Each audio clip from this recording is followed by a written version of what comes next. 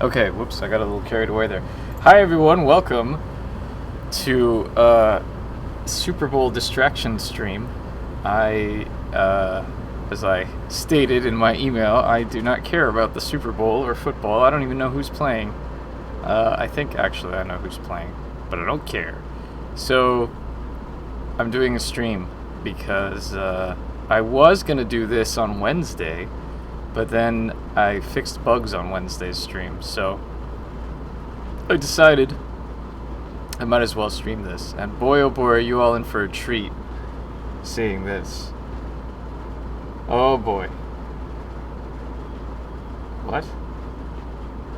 Hello Summer B76. And hello Rocky Johan. And hello Neviklink.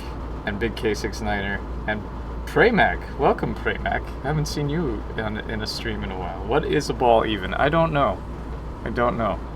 So, Neviklink, do you want me to read that passage in the Miami accent now that you have redeemed it? I'm going to assume that that's what you want me to do. Yes. Okay. I have to warm up. Oh my god, bro. But like, what are you talking about? Okay, so, like, as an actress, she was very good. Every film of hers was successful. From the point of view of her personality, she was, like, very superficial, like, regarding many things, and very obsessive regarding other things. She used to care of the acting and her elocution very much. Like, super. Like, a lot. Like, so much that it was just like, I don't even know, bro. There you go. As a European, I don't even know the rules of American hand melon. I don't know them either, actually. I've never understood them. By the way, everyone, I have new animated animated emotes by popular demand. There are now 3. There's the doctor walking, there's a horse, and there's a guy running. There you go. Use them in good health. I'm sure you can all appreciate the tiny little rotoscoped animations of the animated Twitch emotes now. So, there you go. Speaking of rotoscoped animations, I'm animating a character, and boy are you all in for a treat, because I put on a very stupid costume to to be this character. So, get ready, because I'm wearing both a wig and my old Starbucks apron and a weird cardigan. Well, it's not a weird cardigan. I actually like it a lot. Use them to harm people's well-being. Well done. Oh, thank you, Big K69er. Can I have an accent of a German who has lived in Scotland for some time and switches between accents? I feel like that's a bit out of my abilities. I literally just finished watching the recording of Wednesday's stream. Oh, well, hello, EA Benson. That makes me happy to know that people actually watch the VODs. Because it's 2 hours. It's a lot. Okay, so here I am. Here I am wearing a stupid wig and glasses, wearing an apron, and I'm in the middle of drawing this character. So basically, this is a guy. He's a cook, and he's behind a table, so I don't have to draw the whole body, which is nice. Summer B redeemed show off a big box game. Okay, let me finish explaining this, and then I'll show off a big box game.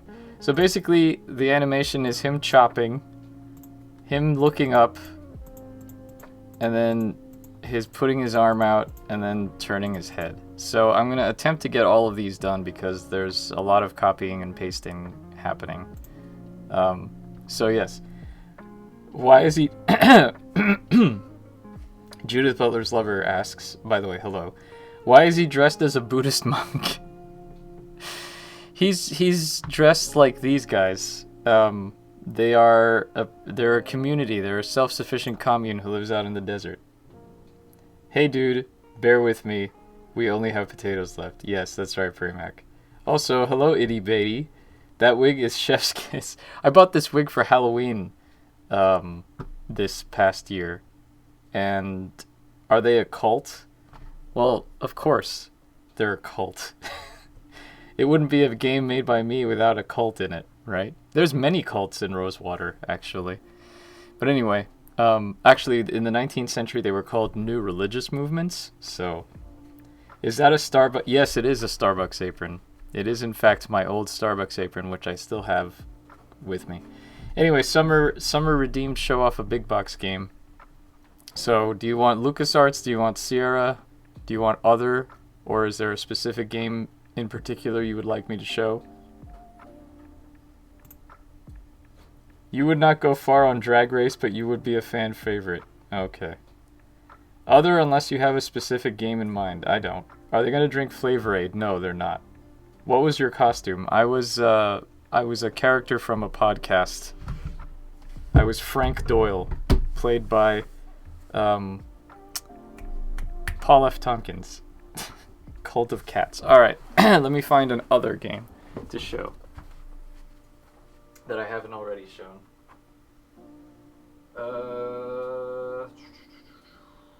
I don't know if I've shown this one. Whoops. Maybe I have. This is Star Trek Judgment Rights by Interplay. Well, published by Interplay. Good old Star Trek Judgment Rights. Great game. Much better than 25th Anniversary. Yes, Thrilling Adventure Hour. That's right. I was a character off of the Beyond Belief segment of Thrilling Adventure Hour. So, Star Trek Judgment Rights comes with the manual. Very important because not only does it tell you all of the instructions for all the weird icons in this game, but it also is the copy protection because you have a nice star map. Hello, Edmunditor. You have a nice star map of the United Federation of Planets, and that's how you know where to go. And then it has these cool 3D renders of all of the classic ships, like the Klingon battle cruiser, the Romulan warbird, the Elassie pirates, which were made specifically for this game. And yeah, and then there's the Enterprise, and there's all of your crew members. And oh, look, it's got all of the credits. How nice. Now, Star Trek Judgment Rights came on 13 floppy disks. That was a lot of disks. It's a very heavy box for that reason. Let's see what else we've got. We've got a nice little registration, a nice little Interplay registration warranty thing. I think my dad threw out the almanacs for the remakes of Carmen Sandiego. Yeah, you need those, as far as I'm aware. Interplay catalog. What have we got here? We've got Stone Keep, coming soon. We've got 25th Anniversary and Judgment Rights coming soon. We've got Out of This World, or Another World for you Europeans. Buzz Aldrin's Race into Space. Castles 2.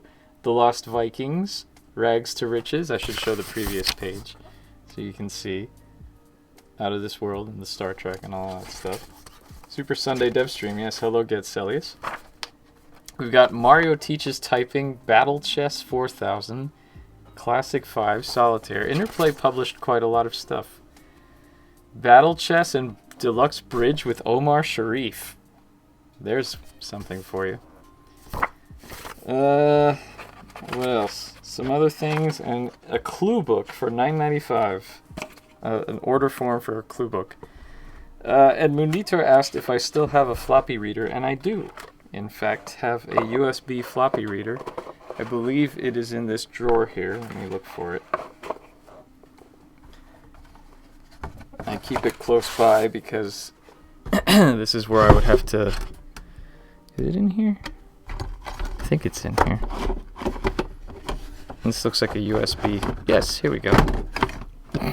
It's all the way in the back. Here we go. This is my USB floppy drive. So sometimes... Does the reader make that iconic sound? Sometimes. Rosewater on floppies when? Rosewater would be on too many floppies. Actually, I have one floppy disk that I got from Jacob Janerka. It's a Paradigm floppy disk. Disk 1 of 356. And I actually plugged it into my floppy reader and it had some weird, like, wave files on him. So that was kind of fun. Alright, let's put this back.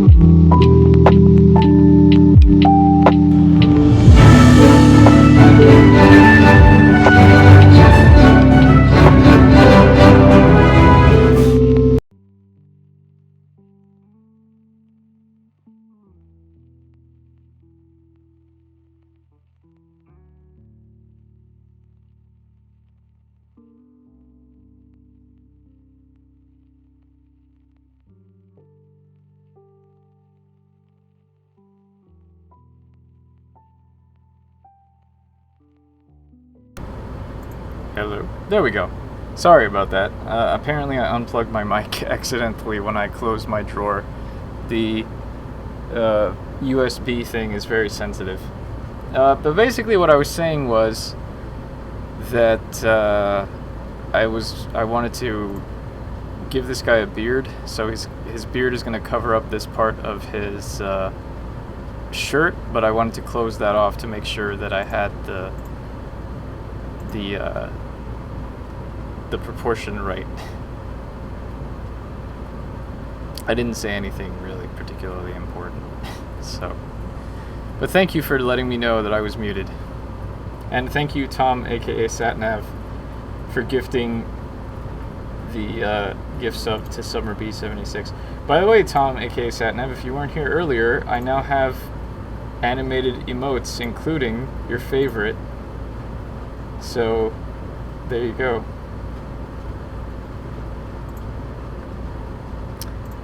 Alright, so I don't need this anymore because I got the blue. And now I'm going to the fun part, which is coming up with this guy's face. There you go. You can have him being chased by... Wait, no, he's facing the wrong direction. What you can also do is you can have this guy being chased by a horse. So, this guy, actually, right here. That's him running. Okay, so this guy's wearing brown, and I wanted to give him, I guess he can have black hair, why not? The wig's black, let's give him some black hair. Why the heck not? But also I want to give him like hair that doesn't look like Miles Fordham, because right now he kind of does look like Miles. I mean, his hair kind of looks like Miles, so there's that. Anyway, let's give him some more.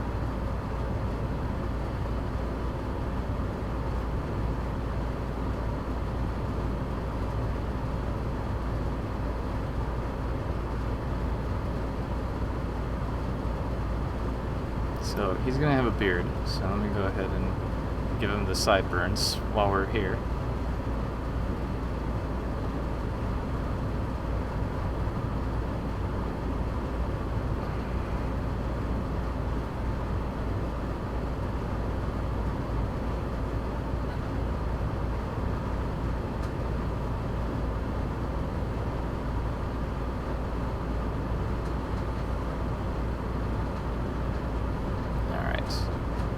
So let's...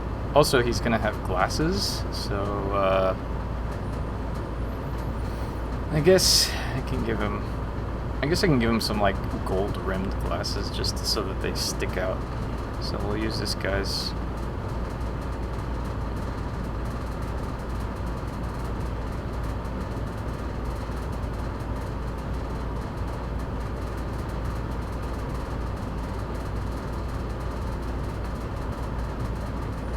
One, two, three, four. One, two, three, four. One, two, three, four. There.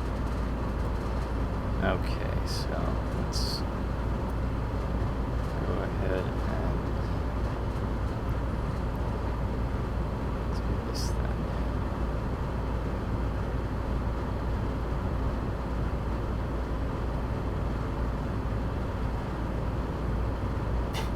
I'm glad to see you're all enjoying the emotes. This needs to be okay. So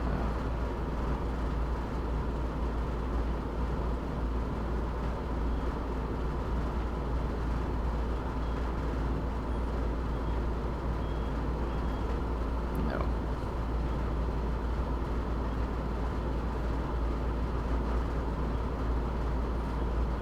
Okay, but now the trick is he has a beard, so let's give him...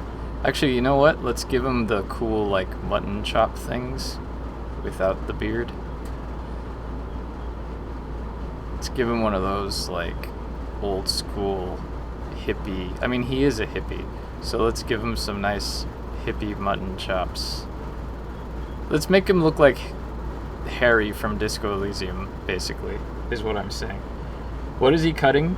He's cutting vegetables. He's the camp cook, so he's making breakfast. But yeah, I'm gonna make him look like Give him some Harry Dubois facial hair. Spoilers for anyone who hasn't played Disco Elysium, but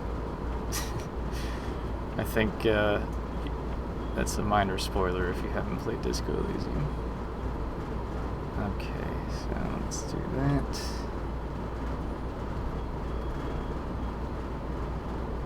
There we go. Yeah, sorry.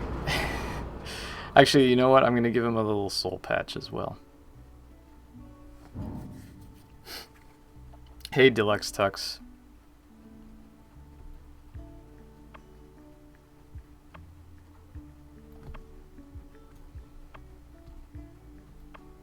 Oops.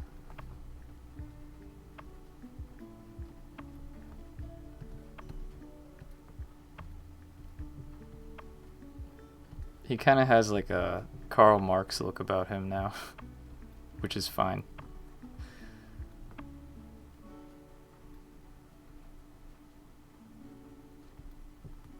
Also, I want this to be more symmetrical here. There we go. Let's do that.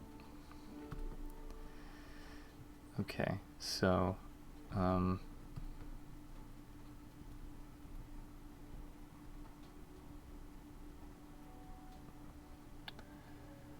I finished Disco Elysium one time, so I'm okay with that. Alright. Also, hi, DJ Larry Parker.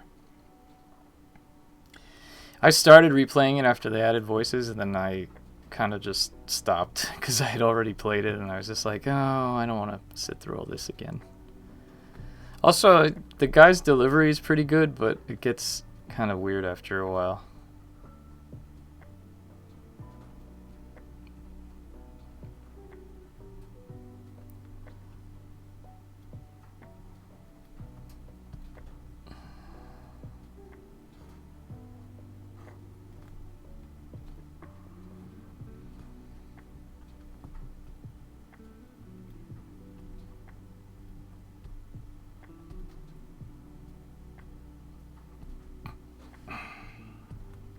Excuse me.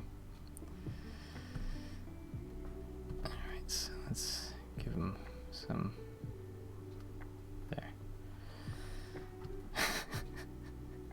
He looks like he's wearing a disguise. I mean, he might as well be.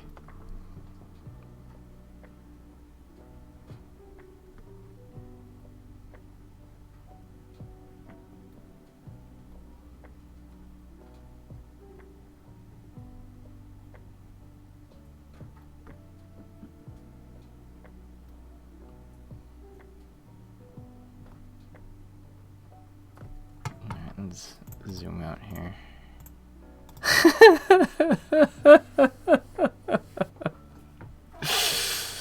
Oh man, this guy's hair is something else. This is ridiculous. I love it. Oh, he doesn't have any eyes. You know what? I'm gonna give him a full beard here because why not? So let's cover this as well. He's gonna have the full mutton chops and the full beard and the full everything. So, there.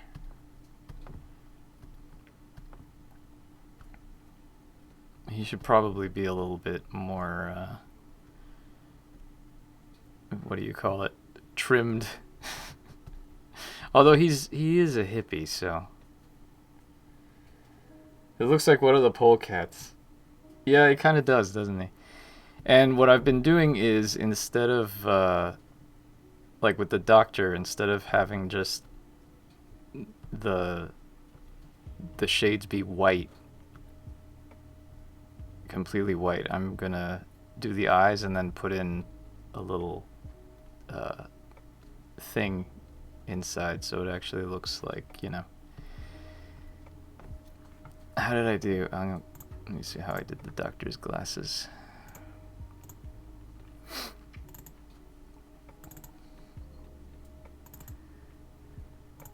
Here we go. He has slightly more rounded glasses from the time. But let's add some shading to these so that they actually look like, you know, glasses. And not just weird hippie shades, although they could look like weird hippie shades because they are weird hippie shades.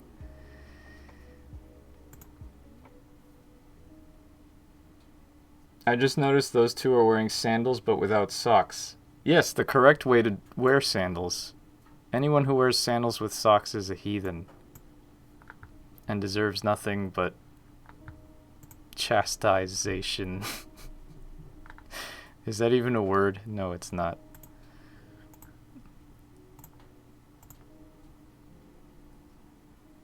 Okay, so his glasses are going to be covering up his eyebrows there.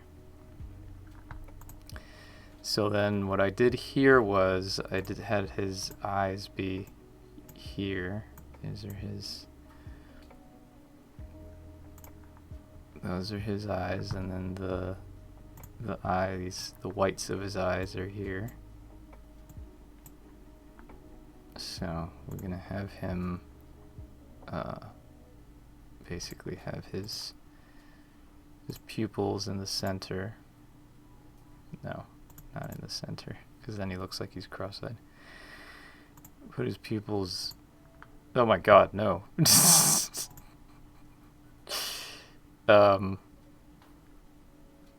Yeah, I guess basically put his eyes... Well, now he really looks cross-eyed. But let's give him brown eyes.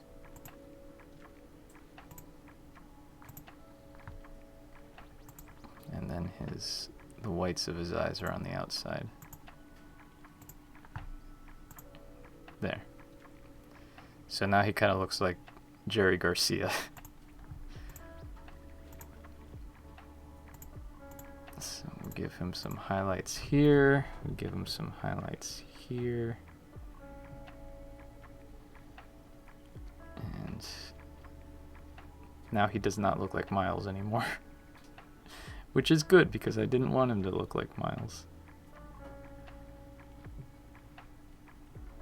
And I was worried he might look a bit like him. But he doesn't, so all good.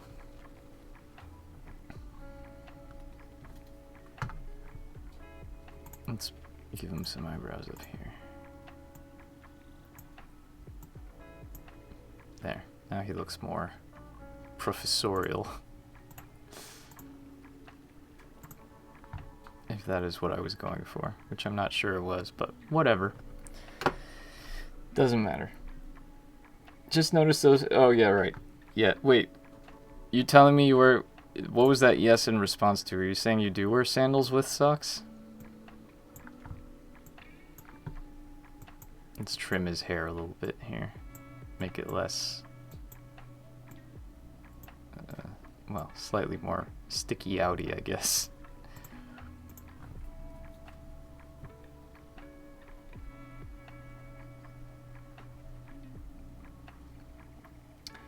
Hello, Cosmic Void 3. Good evening. If it is in fact evening, which I assume it is. I mean, it's evening here, it's 5:45. So, yes. I haven't owned a pair of sandals since I was a child. Am I missing out? The eyes when you made him look woozy. What?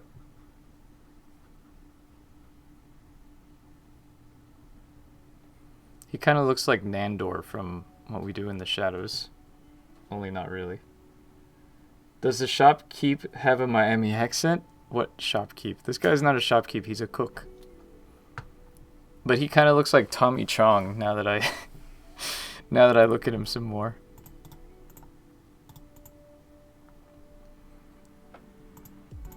He certainly evolves more. See, sometimes when I'm designing a character, I don't quite have a specific idea in mind.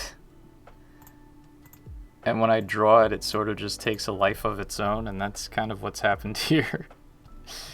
I don't like the shading on his face. I'm gonna fix this. Have it be more like the doctor here.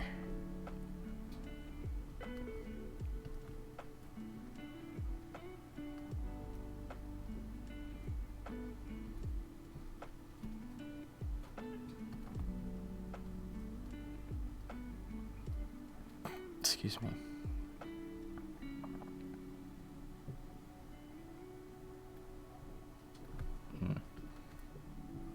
I have way fewer pixels to work with because he's a lot smaller.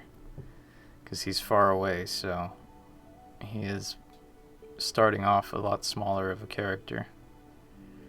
Also, I feel like I should push his eyes a little bit over because it's asymmetrical right now and I don't want it to be, so let's go ahead and do that. Add one more here, and then this way I can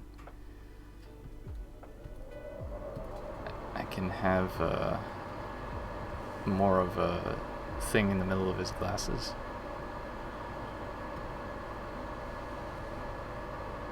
There. Okay, so now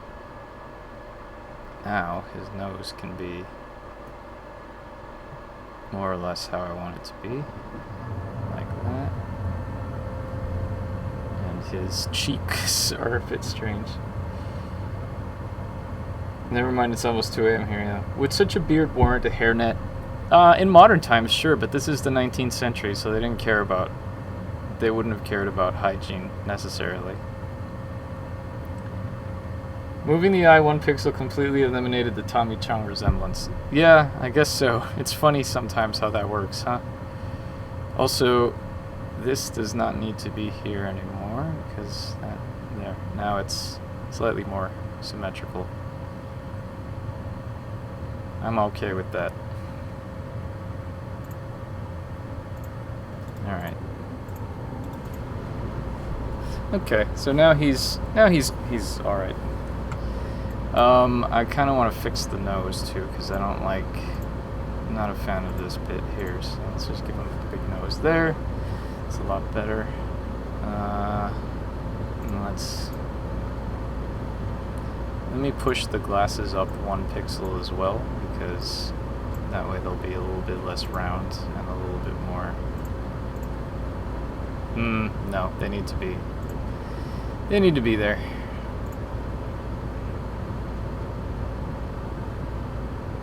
Okay, so let me save, and this will be his look.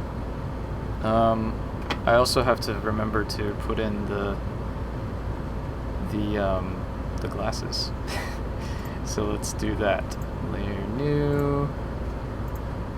Put the glasses in. Put on the glasses. Yeah, see, because normally in low-res pixel games, that's how he would look. But since it's higher res, I'd like to have the sort of opacity thing happening there. So now he's got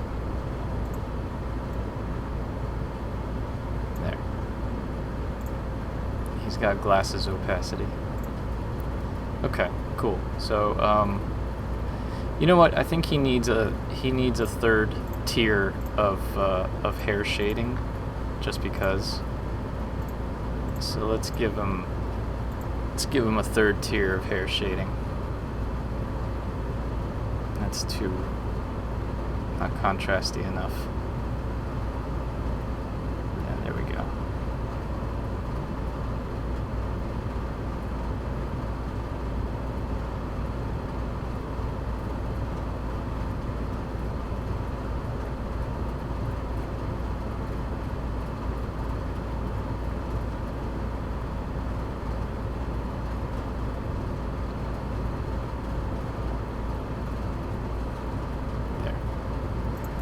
That's better.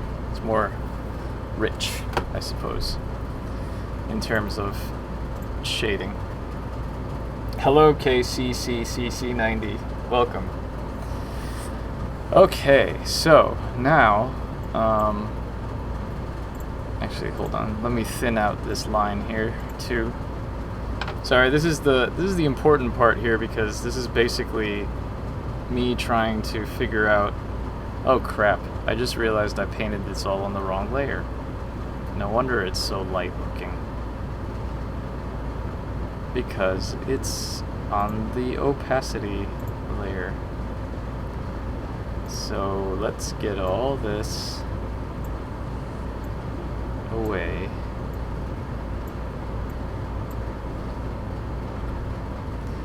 What I was saying was, there we go. Now that's too bright.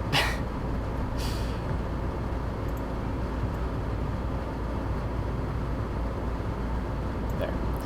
What I was saying was that this is the important part because this is basically me figuring out the finalized character design, so I have to tweak it until it's exactly how I'm happy with it, because otherwise if I go and animate it and then I realize I want to change something, then I have to change it everywhere.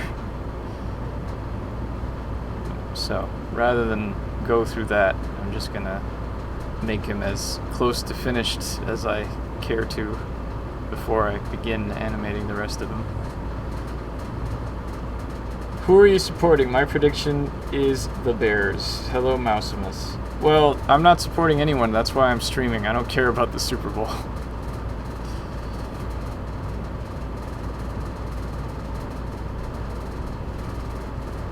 Oops.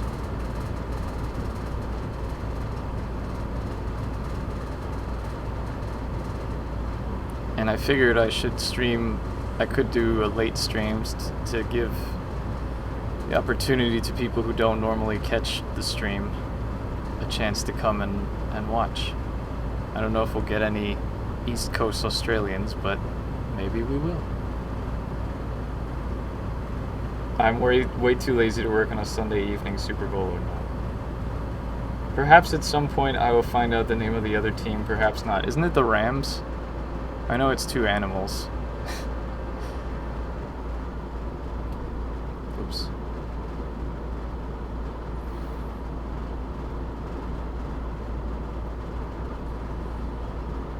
Okay, let's zoom out and have a look at him. Okay. I feel like he should be smiling, but I don't know if I can get away with... There, that's better. That looks like he's smiling. Give him a thinner mustache.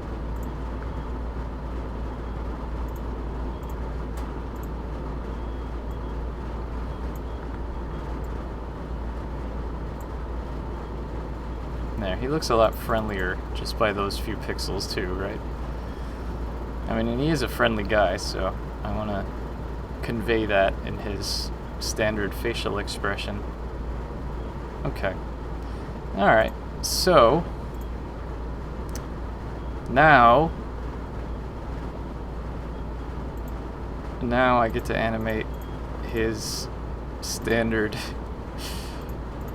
down. Let's do it backwards, because that's how it goes. So the hands stay the same, really. So this will be, and the apron too. Well, not really the apron too, but the hands do, so, and the knife. So yeah, what I'm going to do is I'm going to take, this is why I wanted to do this way. Chopping broccoli. Yeah, oh my god, I remember that special. Used to reference that all the time. Megator, Mega T, Mega Tie, Mega 2. Every time I click, it's $9.95 to you.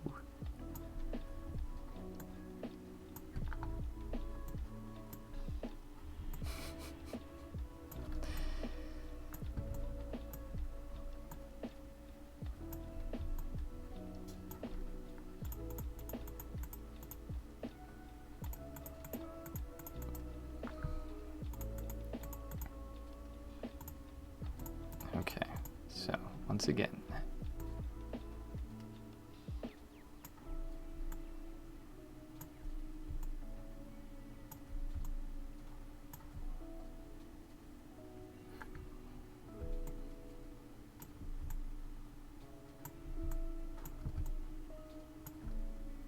Okay. Now we're going to see exactly how much copying and pasting goes into animating. Spoilers, it's a lot.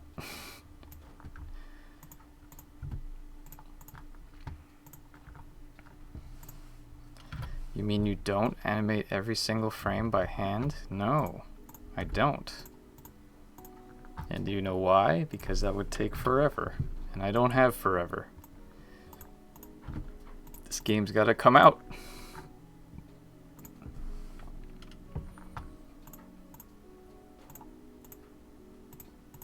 Okay, so this is the... Oh! Thank you for the follow, Detective Pizza. What a great name. Detective Pizza.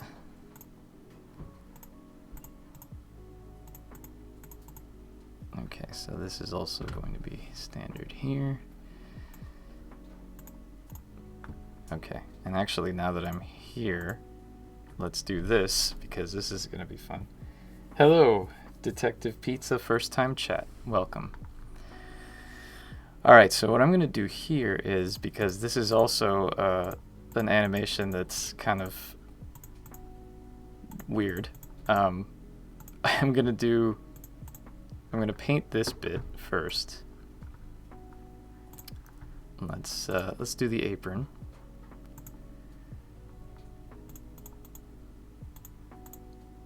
All right, a separate layer. Oh, hey, George Broussard. What process do you use to get the rotoscope frames into Photoshop? Welcome to my stream. For those of you who don't know, George Broussard is a celebrity. He's the co-founder of Apogee, and he also did Duke Nukem 3D. So we've got a celebrity here. Sorry, I I try not to get starstruck anymore, but it's cool. So what I do is, my process is, I film myself on my phone. I have I used to use Adobe Premiere, but not anymore, because Adobe, whatever. So I have a program called Wondershare Filmora, and, oh, nice. Oh, well, thank you. I hope we haven't said anything too out of date, even though I'm pretty sure we probably have. Also, I hope I pronounced your last name correctly. So anyway, I use this program called Wondershare Filmora, which it just allows me to import the .mov file that the phone exports, and I just go frame by frame, and there's a button that lets you capture a single frame as a snapshot. So I do that. I usually capture like on the 4s or the 5s or sometimes the 3s, depending on the animation. So then I end up with a whole bunch of individual frames, and then I open them up in Photoshop, and I use the animation window to paste the frames into one animation. So this character is a bit of an exception because I have all of his animations in one. Usually I do separate animations for separate files for separate animations, but this guy's pretty easy, so just looking up and all of this is what we're doing so far. So yeah, let me go back to here and paint the apron and make sure it's consistent with this bit here.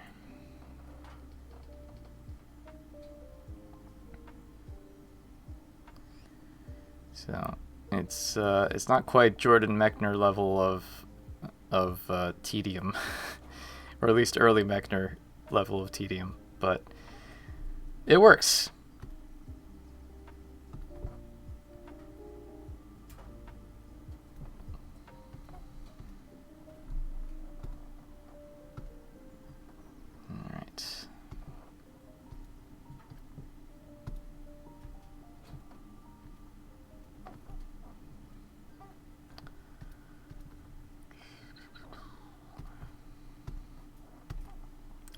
Also, it's a good thing that the resize blurred it up, because I realized that the point of cutoff on my shirt said ASICally trained.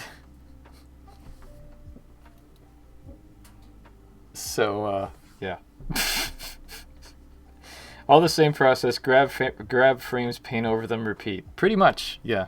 That's and thank goodness for me discovering or upgrading to Photoshop CS2, because back in the day before I had an iPhone, I used to have to like take individual frame. I used to have to do the whole individual frames with guesswork and a digital camera because I didn't have any way to take video. So I would do it individually, frame by frame. I don't think Neviclink is here safe, or maybe he is. I think he probably still is.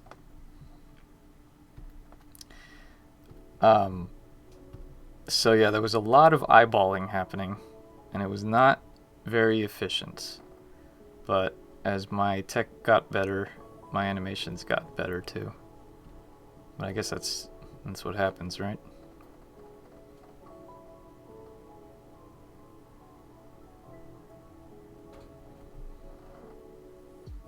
I'm curious to know, I mean, obviously I know there was no, at least I don't think there was any rotoscoping or motion capture or anything, but what was the animation pipeline like, or process like, back in the Apogee days?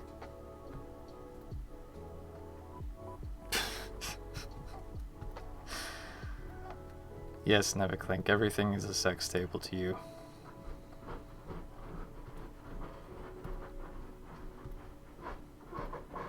Alright, let's do this again.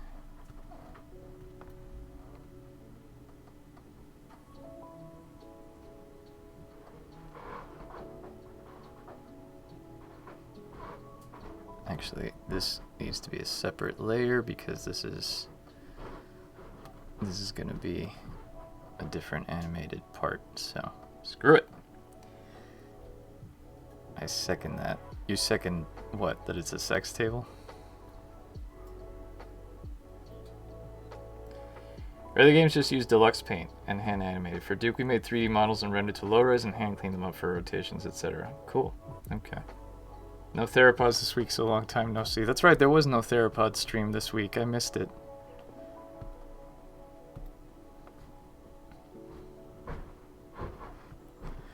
I think I downloaded Deluxe Paint once, and I tried using it, and it just was way over my head.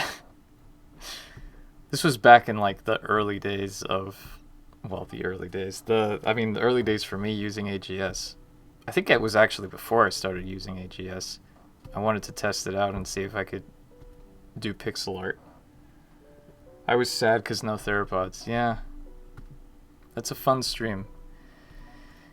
It's usually on Mondays, everybody, so if you want to check out the development of another cool AGS game, Theropods Thursday. No, they don't do Thursday. Well, no, they do. Sometimes they do Thursday, excuse me. But normally it's Mondays and Thursdays. There's just no good alliteration for Mondays. Meteor Mondays, maybe? Even though there was no theropods, I still made sure to be thoroughly unproductive between the hours of 8 and 11. I admire your commitment to not being productive. I wish I could learn to be... I wish I could learn to take time off, basically.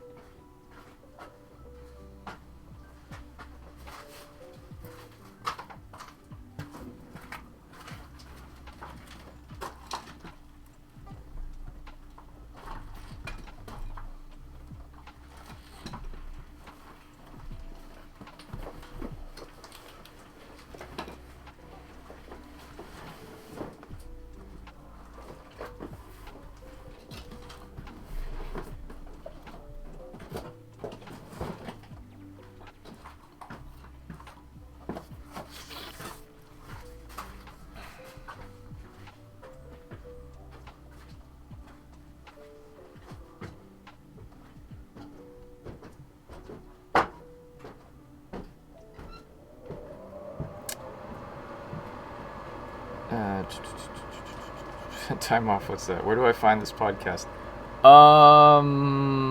You can look for Blue Cup Tools on Twitter.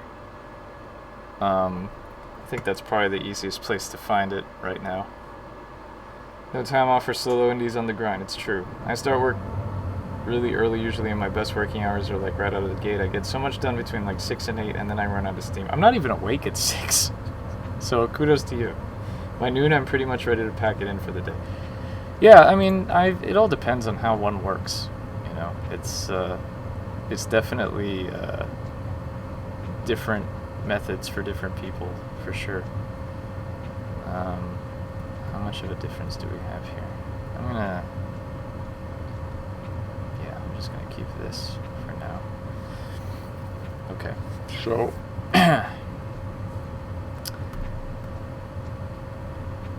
this guy.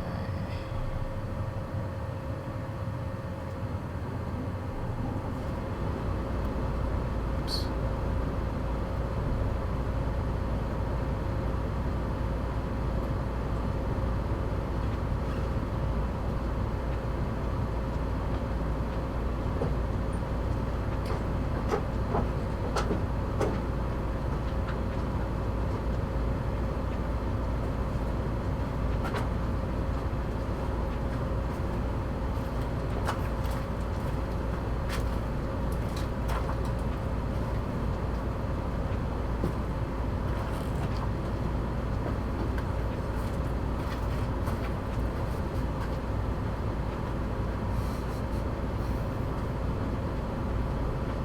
This wig. It's ridiculous.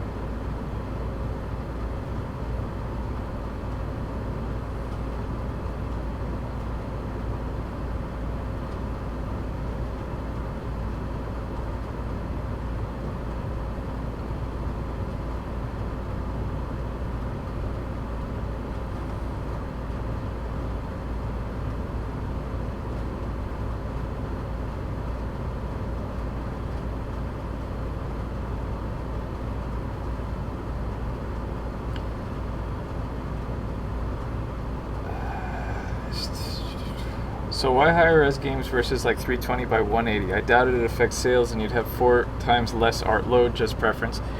Well, I mean, when I started doing this as a hobby back in like 2001, I worked at 320 by 200 and I made a whole bunch of games in that resolution. And like, I got all my practice and experience doing pixel art at that resolution. And then when I started, like, I guess the short answer is I just wanted to push myself.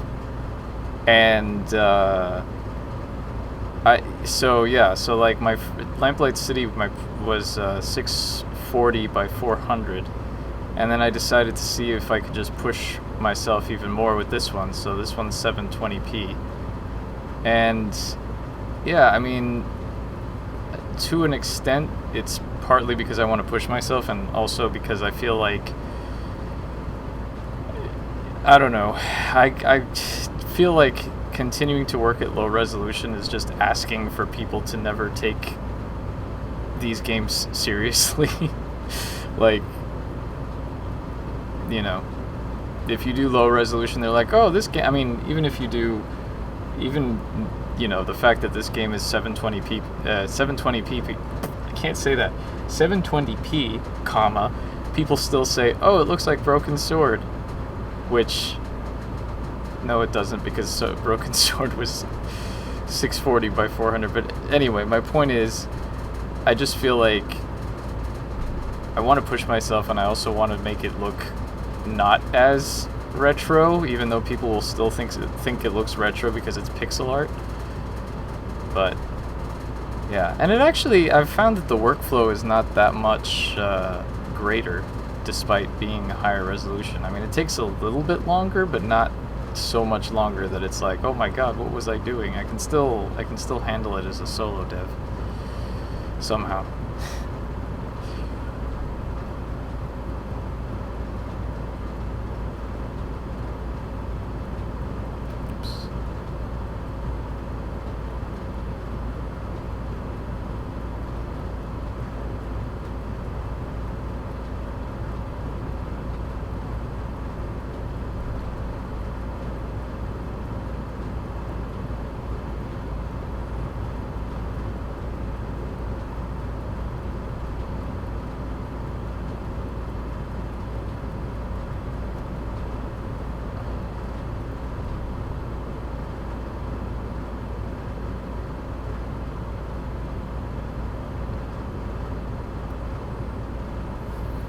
So this is,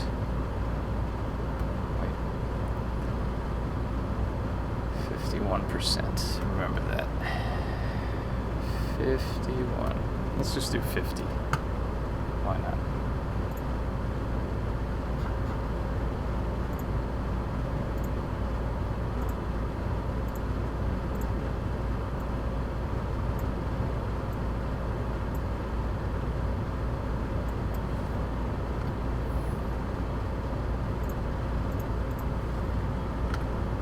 Okay, let's save this. Oh yeah, I also have to give him highlights in his hair and his beard, just so that it looks consistent. Actually, he kind of looks like George Lucas now. This guy has a lot of hair, yes. I hear you. I just figure point-and-click games aren't mass market anyway, and most people are okay either way. I.e. never attracting gamers anyway. Yeah, it's true. I mean, it's definitely true that there's the niche. I mean, it is very niche, but there's, I feel like the higher resolution, it's not a guarantee that it's going to get new players in, but it might. I just want it to look good. And it's not to say that 320 by 200 doesn't look good, but I love the fact that I can get more detail at this resolution. And rotoscoping works really well with it too, so I don't think I'll necessarily push myself any higher than this, but we'll see. I mean, I could still do this at like 1080p, but the difference between 720 and 1080p versus like, you know, 640 by 400 and 720p is not quite as dramatic, I don't think. So, okay, so now that this guy's here, let's select all and copy him over here.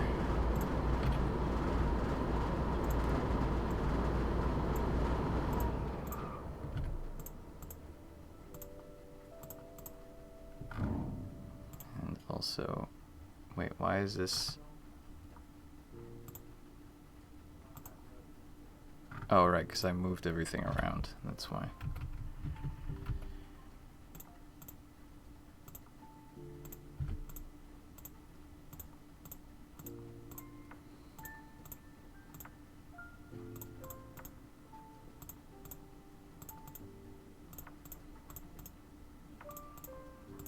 Okay, I have to remember to fix that. Alright, so this one is okay. This is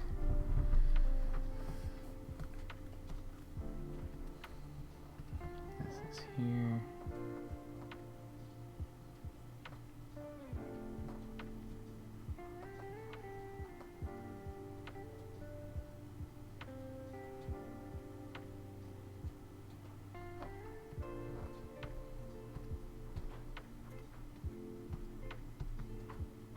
And also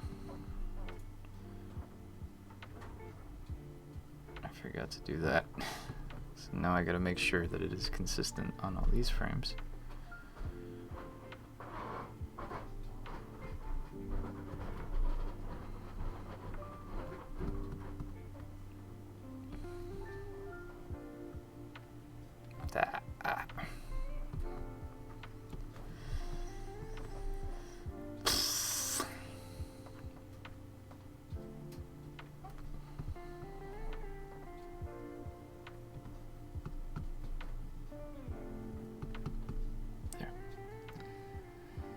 Hello, Ambrosine0. Yes. Animated Twitch emotes. Isn't this exciting?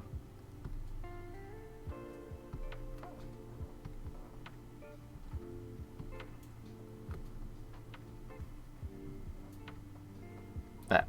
Wrong color. Where did I pick that one from? I guess I must have clicked on the wrong thing.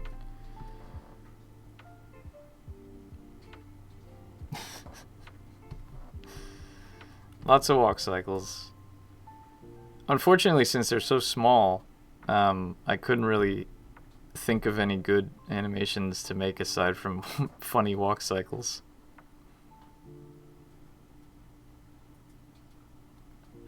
Because you can't really tell. They make you do it at 120 by 120, I think, or 112 by 112. So it's hard to see any details. So, alright. Let us save.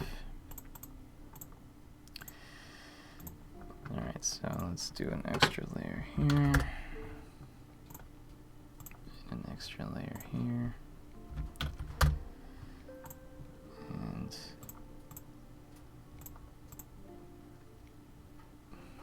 to get rid of these.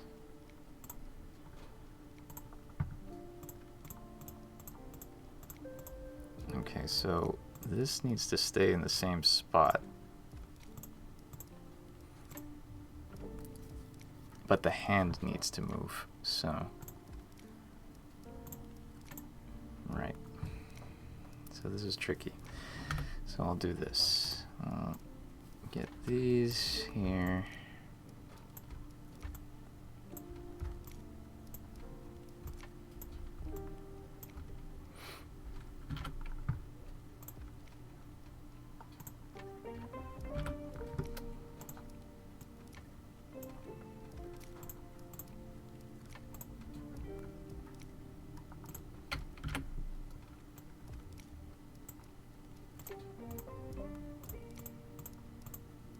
Okay. A 4K point and click so you could play it at IMAX. Yeah, no. I had games in the 90s that came with 3D glasses so you could play them. Technology in some ways moves backwards. Yeah. I guess it does. Okay, so go ahead and I'm zoomed in all the way. So let's do these hands.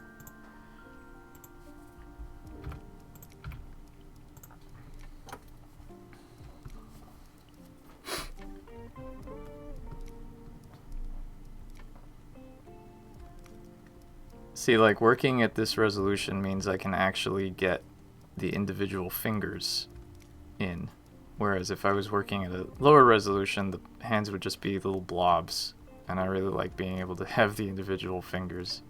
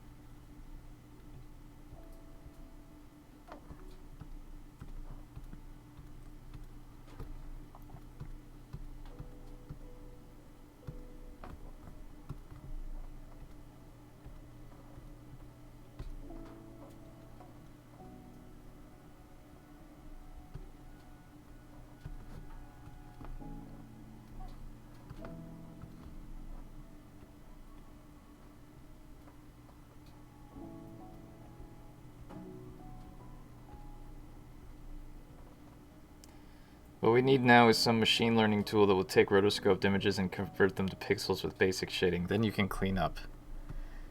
Yeah, I guess. Although, I mean, I like doing it by hand. Up until now, I got no problems with doing it.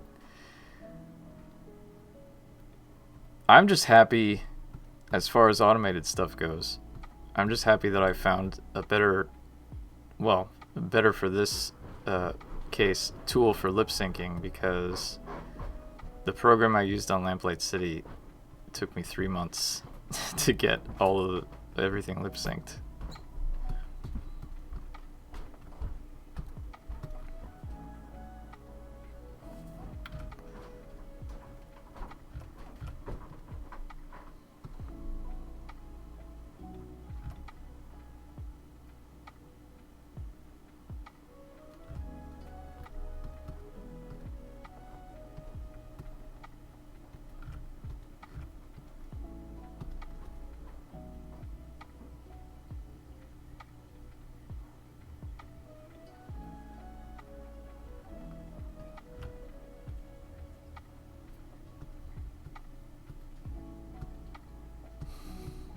I hope this is not too subtle, but that you can actually see what's going on here.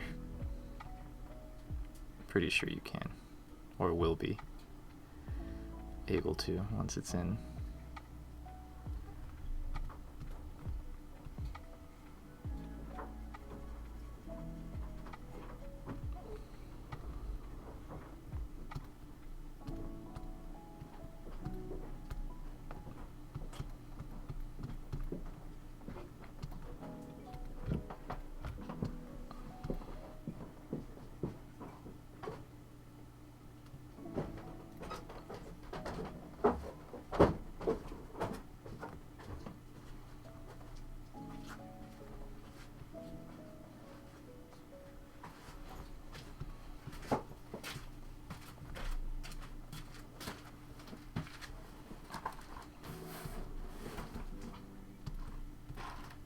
Oops.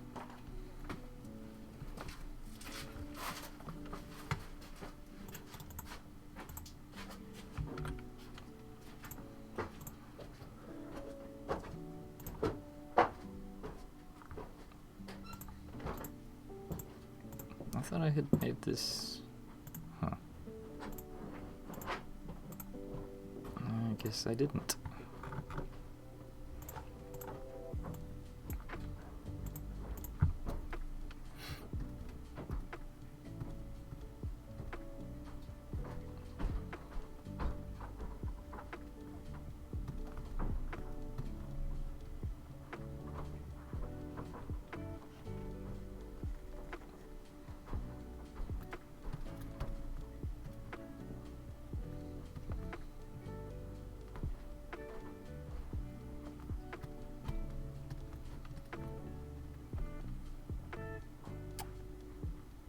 It'll have a nice satisfying chop chop sound effect to sell the illusion, I'm sure.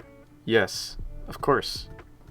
I just spent most of the afternoon downloading gigabytes of free sound effects files from sonus.com to complete my collection, so there's plenty of sound effects to choose from. And then I made a windmill sound effect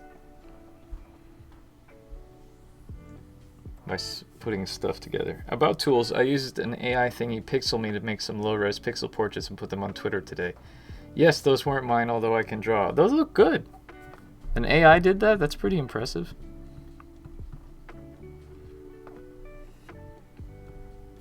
Oops. Yes, I know the pencil layer is hidden. I'm well aware. Alright, so now let's do this again.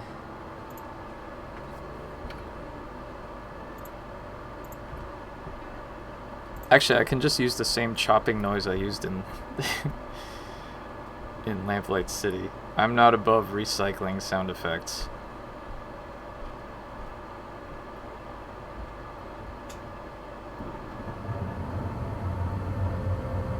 Miles's coat putting on coat putting on sound effect was the same sound effect from Shardlight when Amy bends down and does stuff with her cloak, so...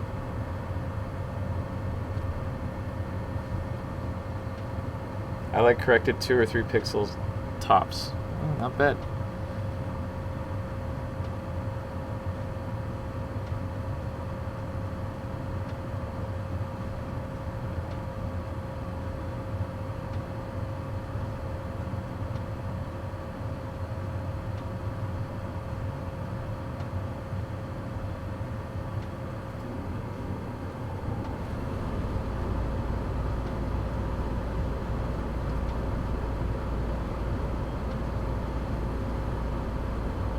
Oops. 1 dot to indicate thumb.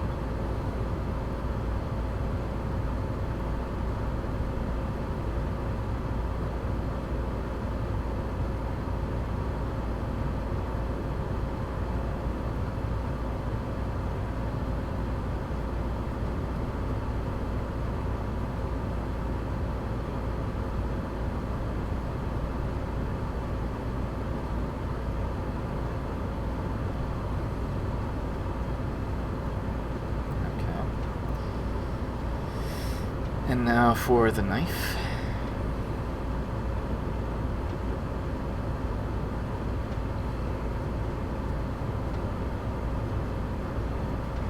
The knife, which is the same color as the sleeves, so that's good.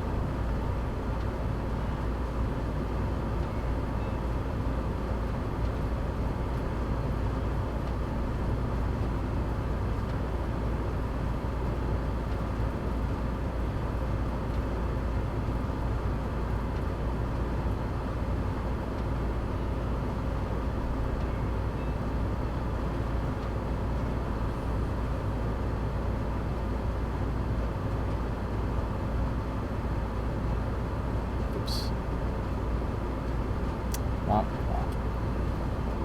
Okay.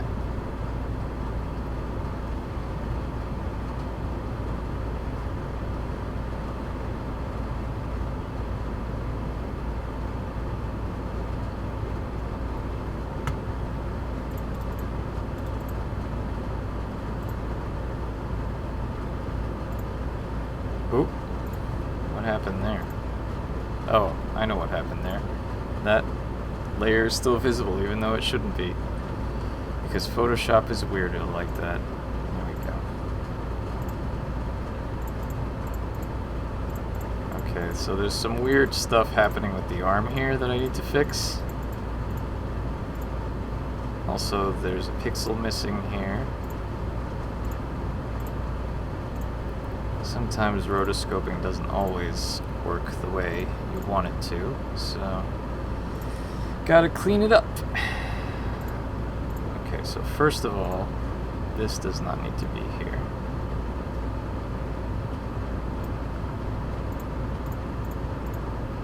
And this doesn't really need to be here either.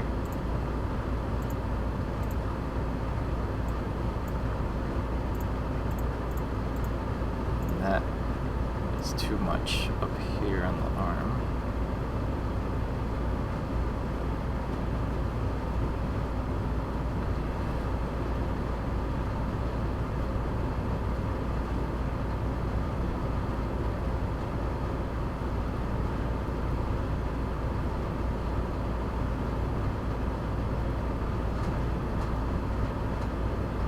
Same with this.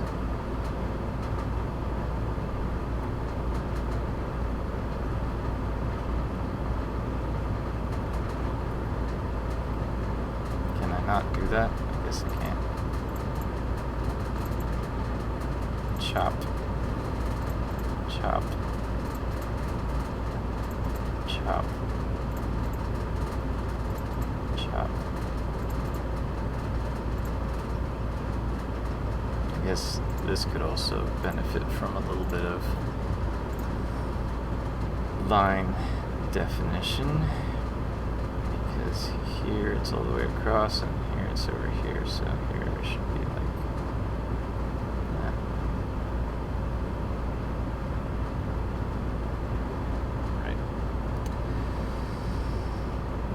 Right. Chop chop, here goes the thumb. It's always funny to see what products someone likes if they dislike a game you like. What? Dislikes well-made, well-written detective point-and-click, likes buggy... Oh, you mean like people who leave bad reviews and then they give good reviews? How long has the dev time been on Rosewater? A couple of years. Lamplight was out in 2018. Yeah, Lamplight City came out in September of 2018, and I started full production on Rosewater in January of 2019. So it's been a little while, and I hope to get it out by the end of this year. Because it's been a while. But I also want to deliver a quality product. So.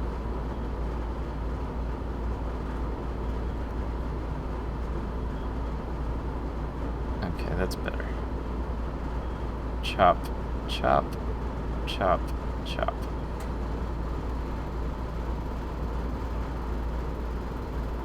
I should probably... Well, you know what? I think that's going to be behind something, but either way. Oh my god, why is this all visible here? I don't want this everywhere. Get out.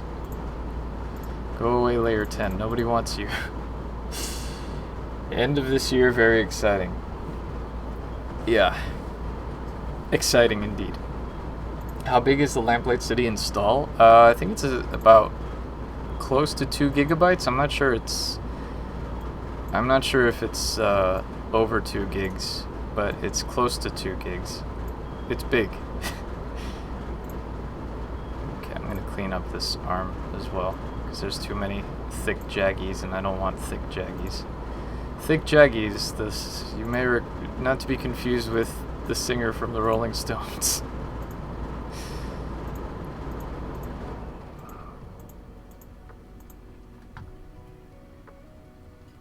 Layer 10 is just upset it doesn't have a proper name. I never name my layers when I'm doing character animations. It's probably a bad habit. I started naming my layers when I do backgrounds, but not character animations. Alright, same here.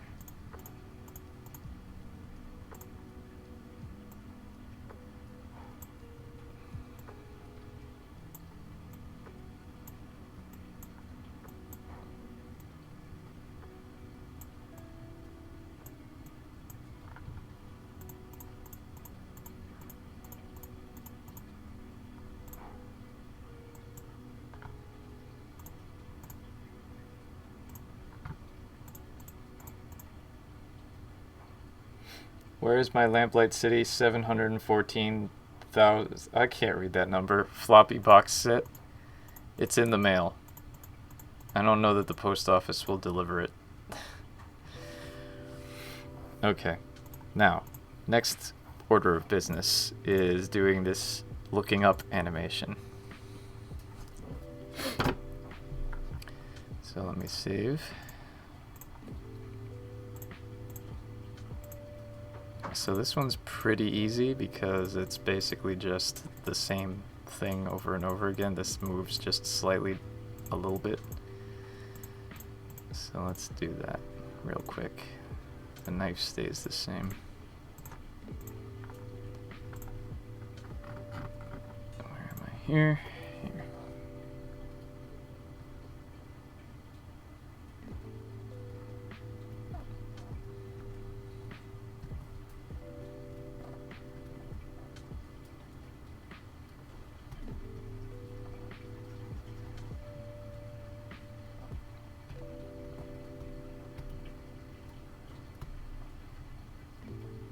Oops.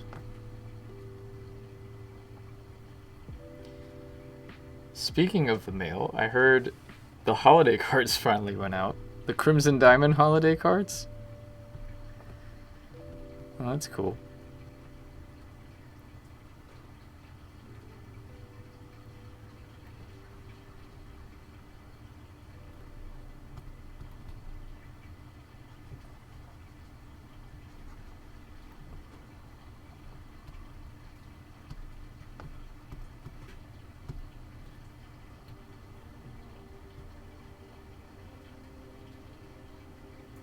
This is getting into subpixel territory. I should have probably just copied and pasted these, but whatever.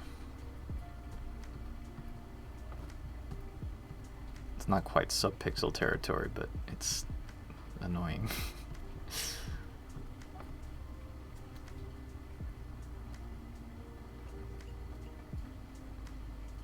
Whoops. Nah, fine. Whatever.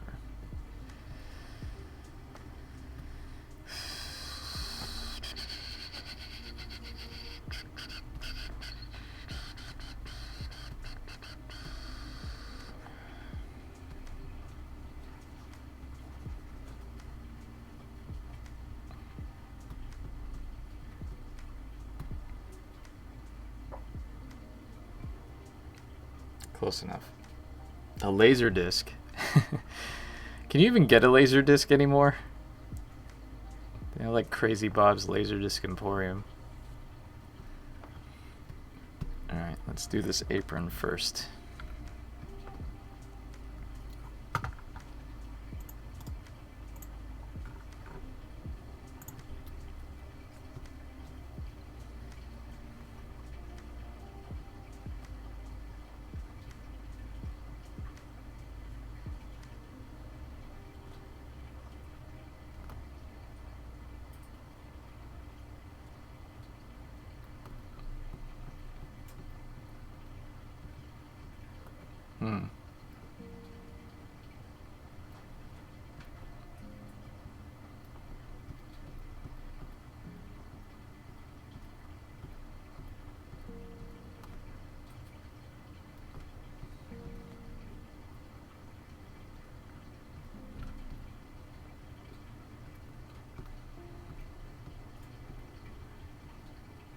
Oops.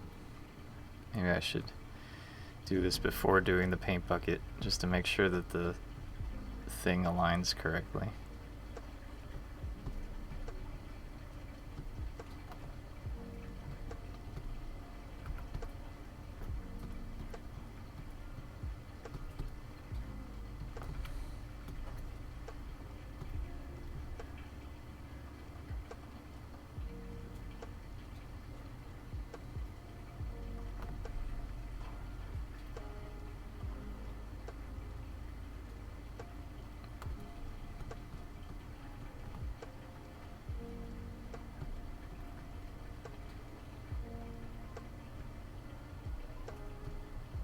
That's what we're working towards here. So.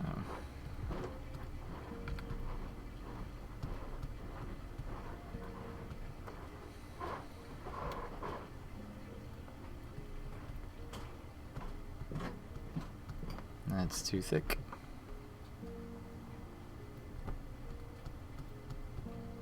That's slightly better. Okay.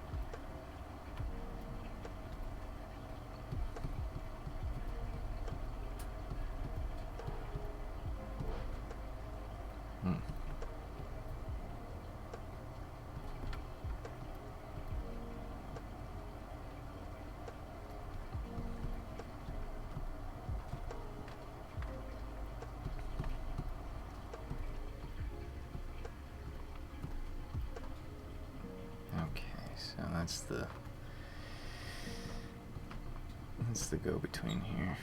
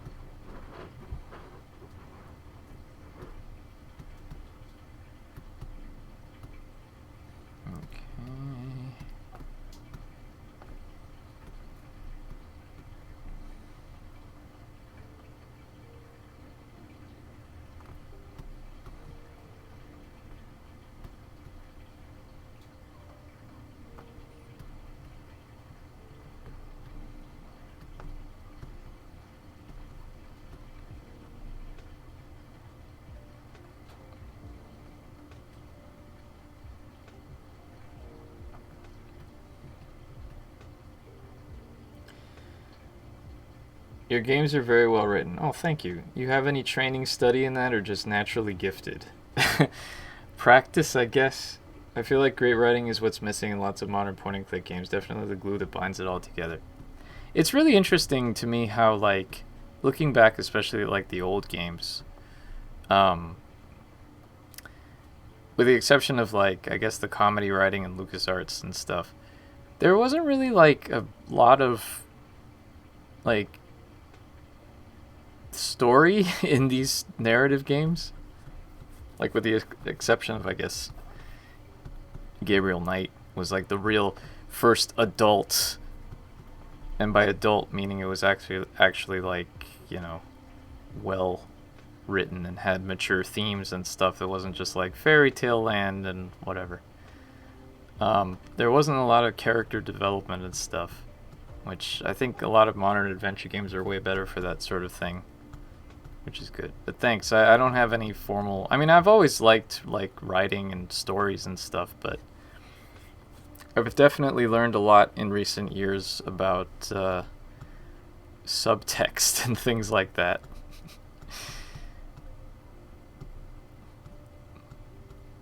I need to... This is not working.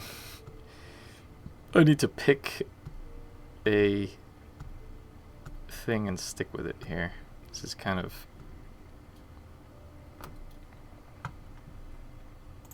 How does that look from far away? I guess I can live with that. Watch the jump there. Okay, so let me go ahead and do this bit. At least you are making Monkey Island jokes every 10 minutes. I can't... Oh, God. Don't get me started. Yeah, I can't stand that either. I've been going on a bit of a rant about this lately. I tweeted the other day about spending one's time making games that could be quoted and referenced and not filling your game with quotes and references, because it's just like... I feel like if you're relying on making references and jokes to other games, you're basically saying, hey, I'm not self-confident enough in my game to make you laugh or enjoy it on its own merits. I have to remind you of something else you like to make you like my game. And that just seems sad to me. Hey, Irreverent Pixel. Hello. I was wondering if any Australians were going to show up, and you are the first that has chatted anyway. The superb owls are not what they seem. That is right. I get tired of everything now being a Twin Peaks reference. Oh, right. Yes. Yes. That's the new thing, too. I think all current indies do themselves in the genre a disservice versus making their own things. That's been happening for so long.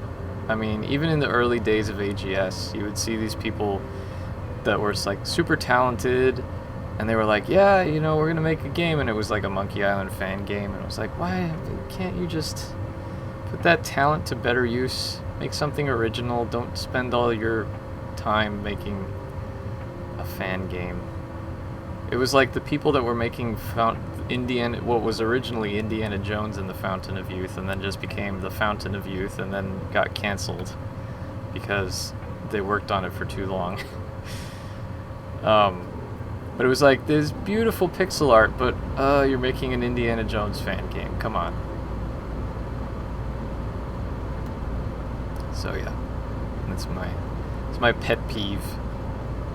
But hey, if even Ron Gilbert does it in his own games, what hope does everyone else have?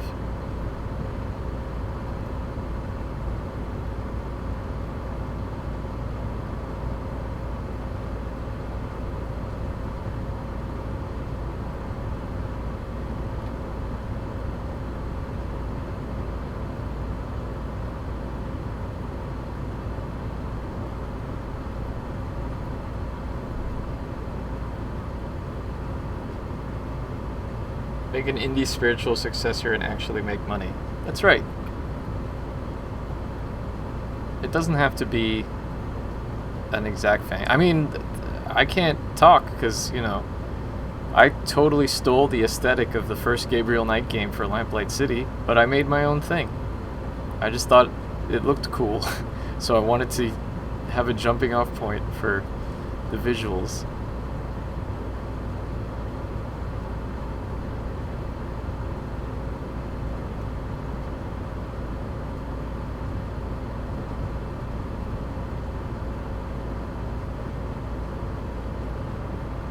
It's true. There's nothing original under the sun.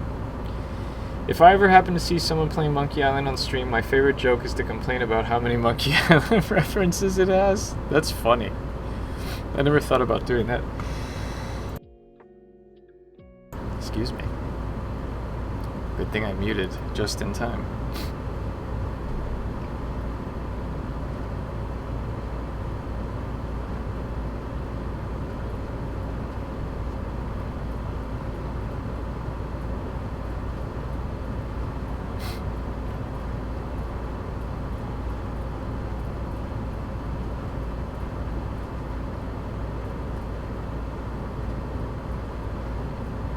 Okay, now for the final part.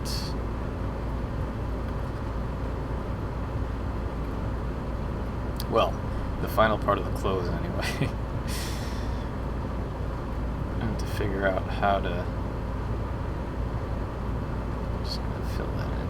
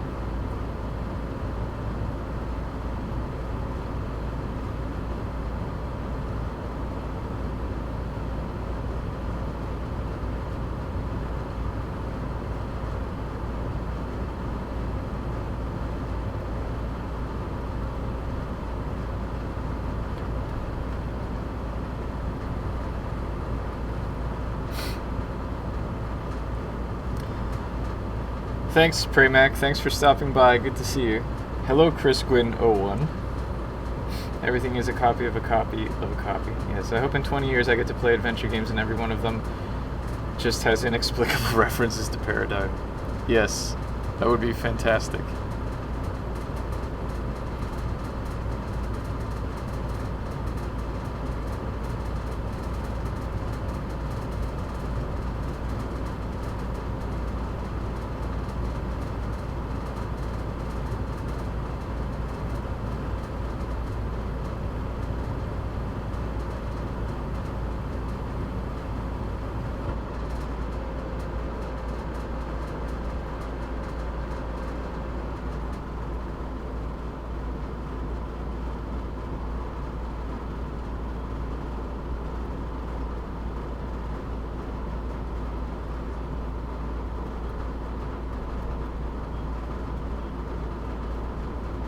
Close enough.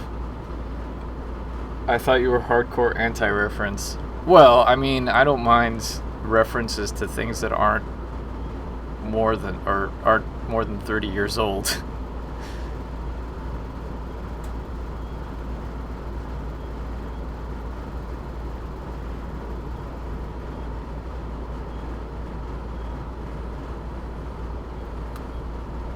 Although I guess at that point, Paradigm would be about 30 years old, wouldn't it?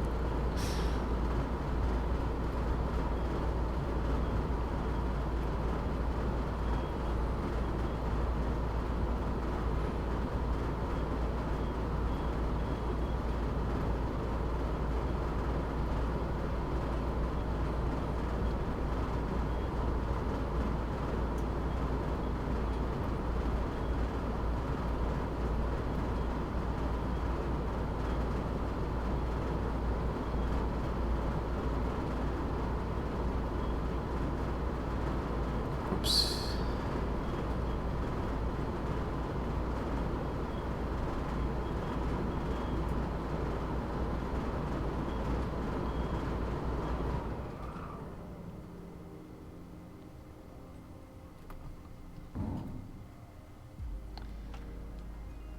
I'm definitely anti-reference as a substitute for humor. Yes.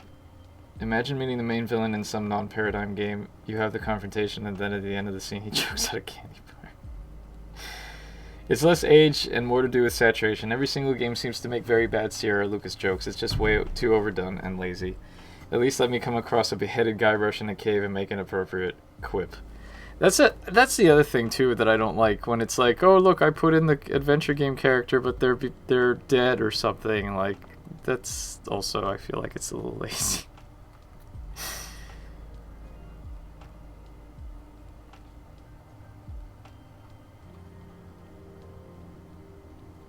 But like I said, if Uncharted 4 can put Guybrush in it, what hope do I have for indie games not doing it?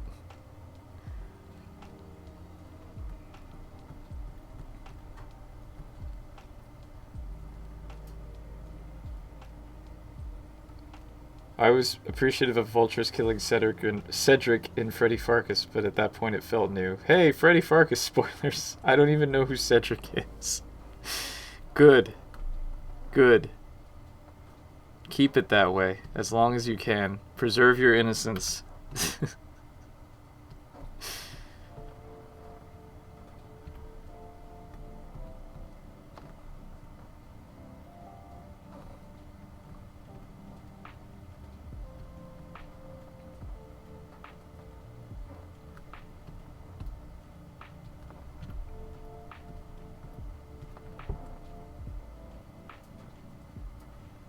Also, if I recall correctly, the narrator in Freddy Farkas calls him Cedric.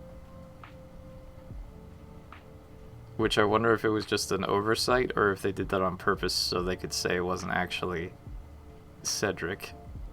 And not make poor Roberta Williams sad. In short, just don't do what everyone else is doing. Yeah, those are good. That's good advice to live by. In general. I'm certainly not doing what everyone else is doing. I'm making a Western.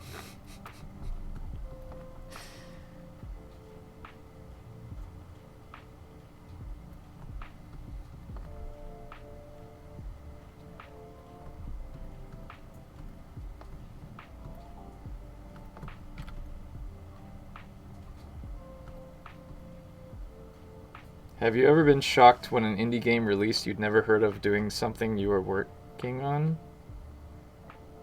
Have you ever been shocked when an indie game released you'd never heard of doing something you were working on? I don't believe I've had that experience yet. Thankfully. Yellowstone and 1883 on TV are hugely successful and westerns. We need more westerns. I agree. It's having like I don't want to say a renaissance, but I always feel like adventure games and westerns have a lot in common as far as genres go, because like people are like, oh, westerns, no one makes them anymore, but plenty of people make westerns. I haven't watched 1883. I saw it. That's on HBO Max, right? Or is it on? There's so many streaming services. It's hard to keep track of what's on what. But yeah, I mean, I was a fan of when I came to it late, but I liked Deadwood a lot. That was a great one. And I liked The Harder They Fall on Netflix. But I feel like westerns are another one of those. It's another genre that, like adventure games, everybody, after Blazing Saddles, everyone wanted to make a comedy western.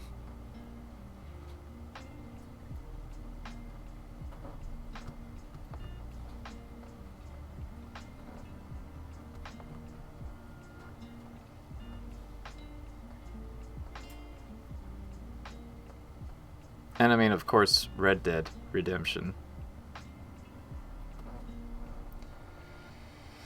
Did you ever watch like John Wayne or Clint Eastwood movies or anything from the golden era of that genre? I mean, I've seen The Good, the Bad, and the Ugly, but that's because we watched it in my Italian cinema class that I took in college.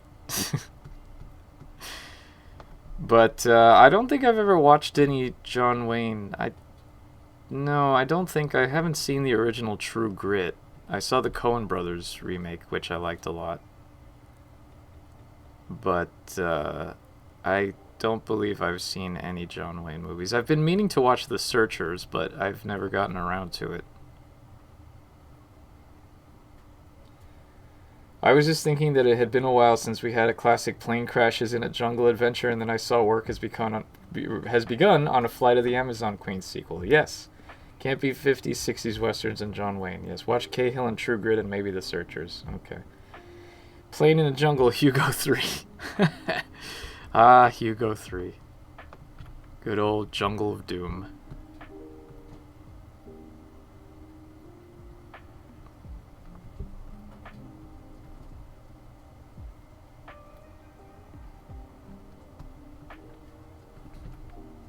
The one game where they had an actual artist. I shouldn't be mean to poor Hugo. Those games are great. David P. Gray. What a legend. Also, I just realized that I need to get rid of this here. There. Alright. Now we do this again. Actually, I'm gonna save that for when I actually draw the head, because I don't want to get ahead of myself. Oh my god, I just made a pun accidentally. I'm sorry, everyone. Not only that, but it was also a pun that was in Monkey Island, so it's a double whammy of apologies. I didn't do it on purpose, I swear.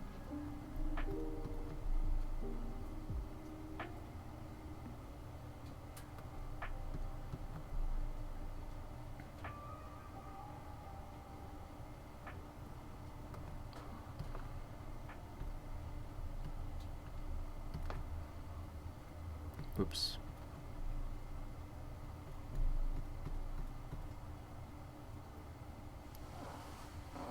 Speaking of goofy puns, what would you say is the funniest adventure game you've played? That's a really good question. The funniest adventure game I've played. I don't think I've ever played an adventure game that made me like crack up laughing.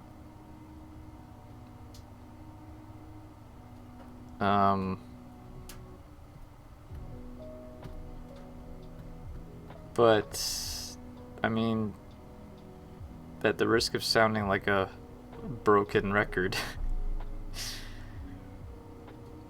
Day of the Tentacle is pretty good.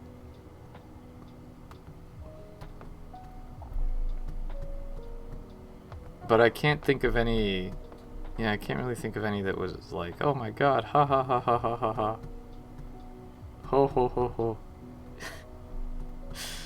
It's hard. I mean, comedy's all about timing, and getting timing right in adventure games is. Or in games in general. No One Lives Forever is pretty good. If we're not talking about adventure games.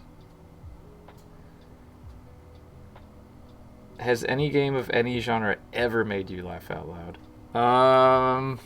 Probably, but I don't remember right now. Nothing outside of Lucas ever landed for me. Yeah. Yeah, Charlotte's Yorkshire Gubbins definitely had me. Yeah, that's a good one.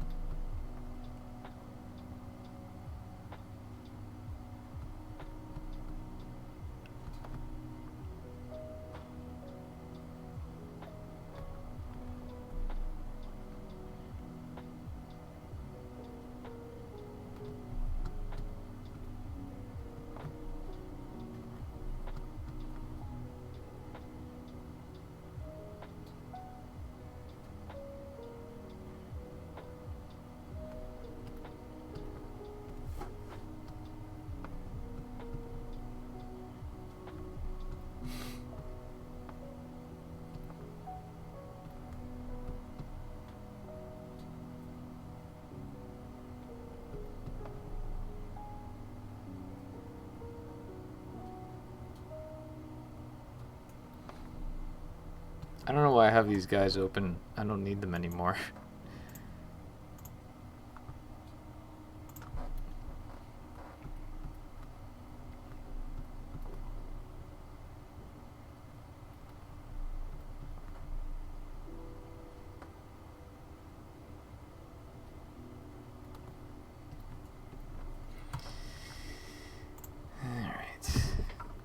Still need to do those, but I'll get those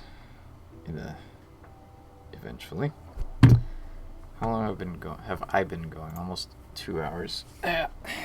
We'll keep going for a little while longer. Anyone else sick of cyberpunk games yet? Seems to. Oh man, man, you're a man after my own heart, George Broussard. You basically have all the same pet peeves I do. I hate cyberpunk. I just hate the saturation of cyberpunk games. I think the thing that bothers me, and I'll admit I'm not really a fanatic of the genre. I certainly haven't read any of the classics, but I just feel like whenever someone makes a cyberpunk game, they only ever like they cherry pick the exact same things, which is just like everything's neon. And it's annoying. I tried to mock subvert cyberpunk in the trailer to my game, but I don't think it communicated properly. Oh. I'm pretty sick of them too. Yeah, I mean, I don't know.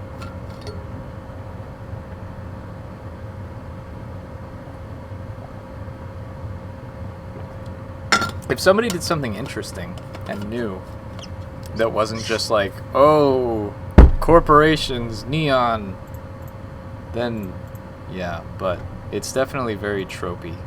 It's gotten to the point where it's very tropey. There's no real punk in steampunk. I'm the one doing steampunk. There's no real trope in punk in cyberpunk anymore. Although apparently what I'm doing is actually cattle punk.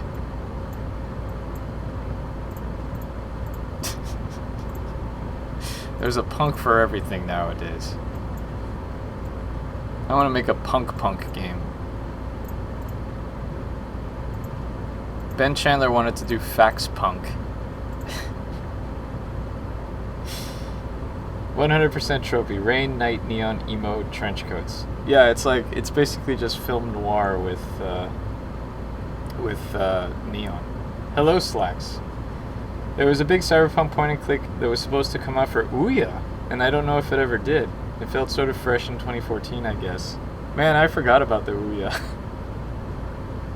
So did everyone else, I guess. Okay, so now let's do this again. So this guy's head is big old beard man. Beard man, beard man, big beard man. He must go through a lot of conditioner. Alright, so let's copy this. Why is there a second layer on this? Oh, it's because it's his glasses, of course. How silly of me. Let's copy and paste this here for now. And also, I can't forget to do his glasses. Okay, so I can get away with copying and pasting exactly once. Because his head starts turning downwards after that, so I'm not going to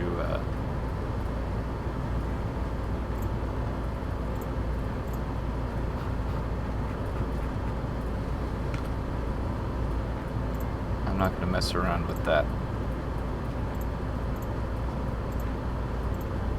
And it's only 3 frames, so I have no qualms about redrawing his head for those frames.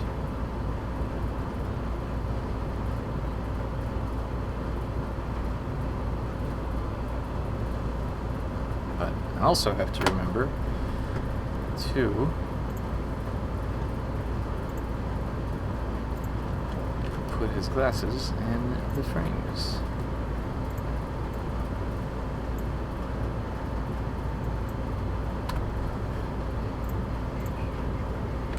There. Thanks for the redemption. I love the Ouya for no rational reason. Ouya was a big flop. Ouya. Yes. I love a good cyberpunk, but it's definitely a saturated trend now. Last year gave us Encodia and the Sundew, and I enjoyed both of those games. For some reason, I always get Encodia and Capia mixed up. I know that Capia just came out, and Encodia didn't, but I don't know why I confused the two. So I guess you're not going to be playing through Whispers of a Machine anytime soon.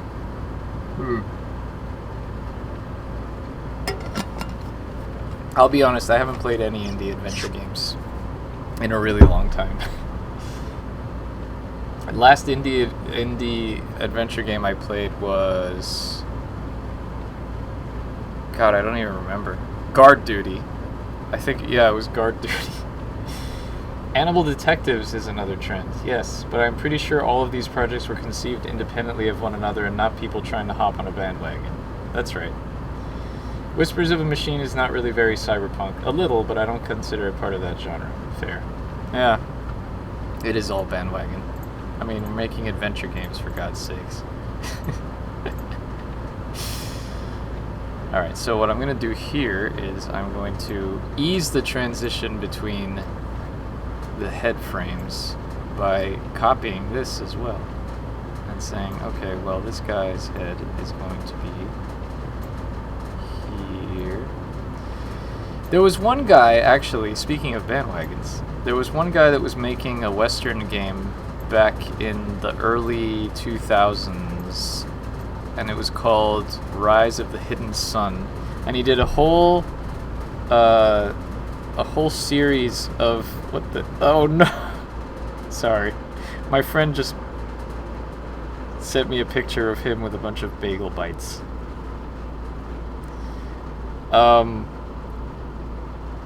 It was called Rise of the Hidden Sun. He did a whole series of blog posts on adventuregamers.com about the development, and then it never went anywhere, sadly.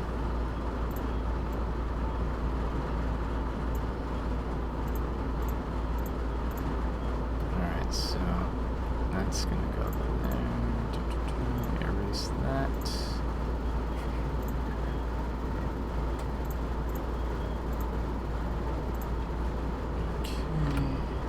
Push that down.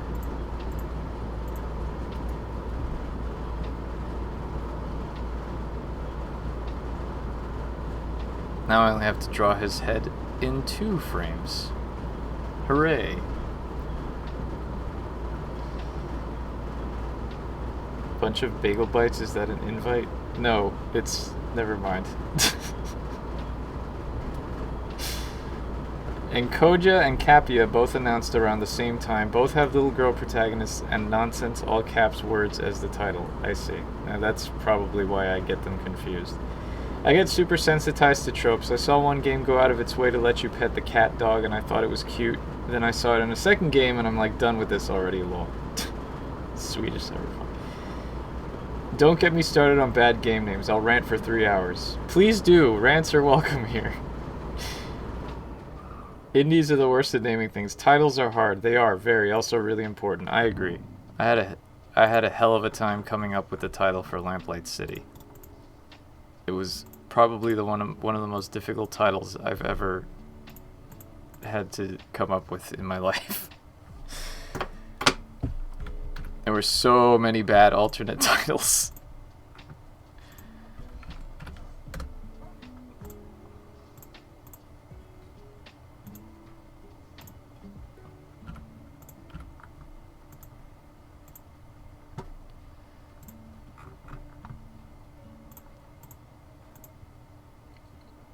Lamplight City feels like a good title to me. Did you have to add the title into the game as a city nickname to justify it? Well, actually, that's where the title came from.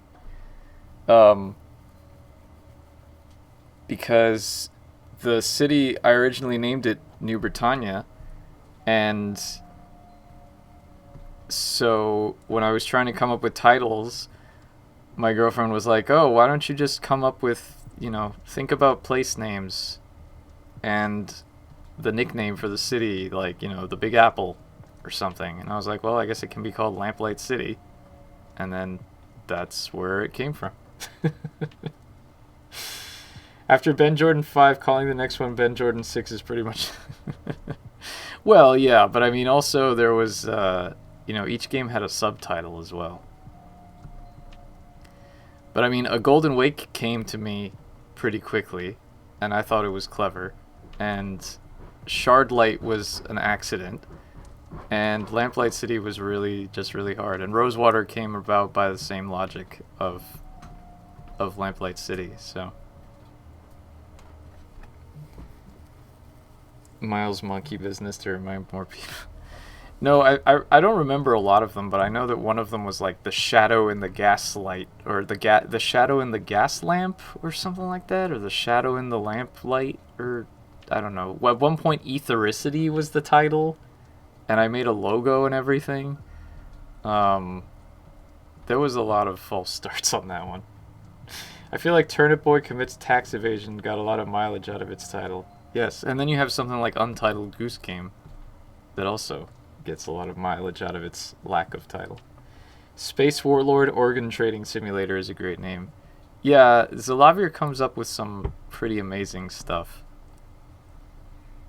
Also, An Airport for Aliens, currently run by dogs, is another good one.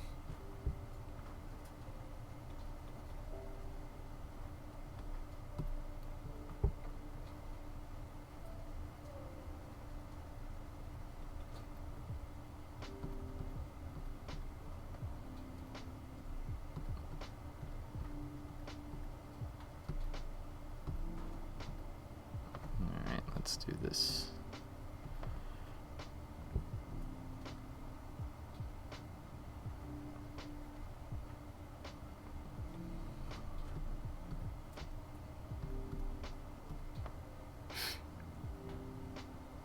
I love Nelson. Gaslighted City. Miles is manipulated into believing that a ghost is talking to him. Yeah. Yeah, there was also the whole wanting to avoid the word gaslight. Not just because it's already the name of a movie, but because it has certain connotations. So.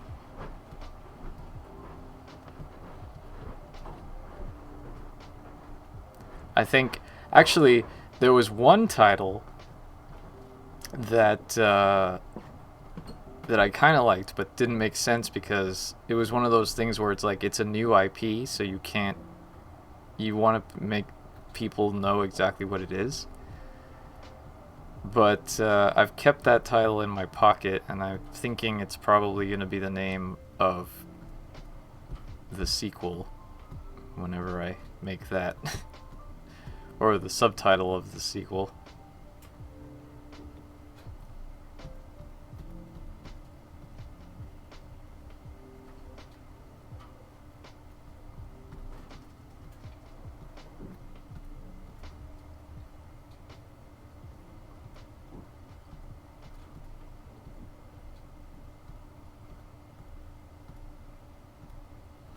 This is not good. Oops.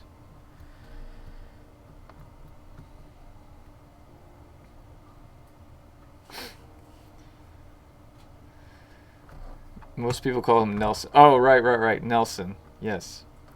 Naming. Never use a semicolon. Never use a subtitle. Never use nonsense words. Target USA English. Short, easy to pronounce, unique in a Google search, not generic words. Thanks for coming to my TED Talk.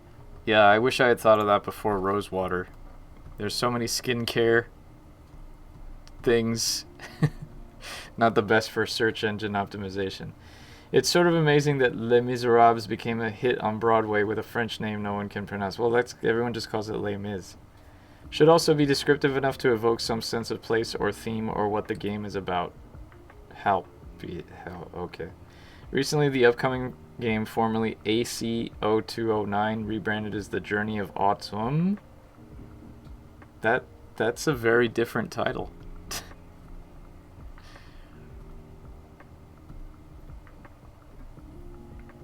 Alright, let's see how this looks.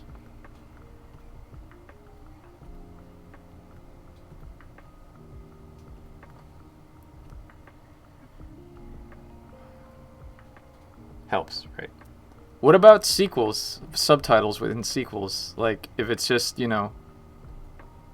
Game name 2, subtitle. Is that the exception to the rule, or do you feel like there shouldn't be subtitles anytime?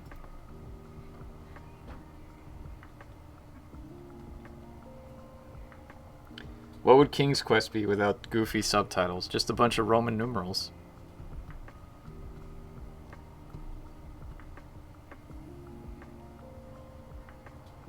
Okay, I guess that works. It's so quick you can't really tell, so it's fine. Unless you're lucky, it normally takes months and months to name something, then factor in URL. Oh, that's true too. Yes. Everything should have subtitles.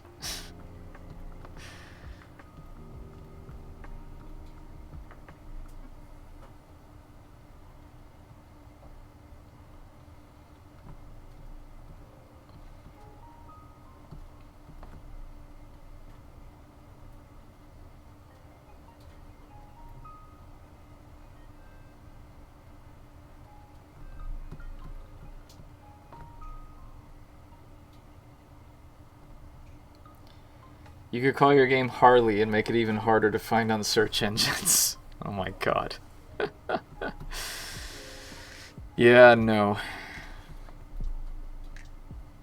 That's why I've been trying to get the hashtag Rosewater game to catch on, but it hasn't so far. People still, if they tweet, they're like, oh, hashtag Rosewater, and then it's just a bunch of skincare regimen stuff.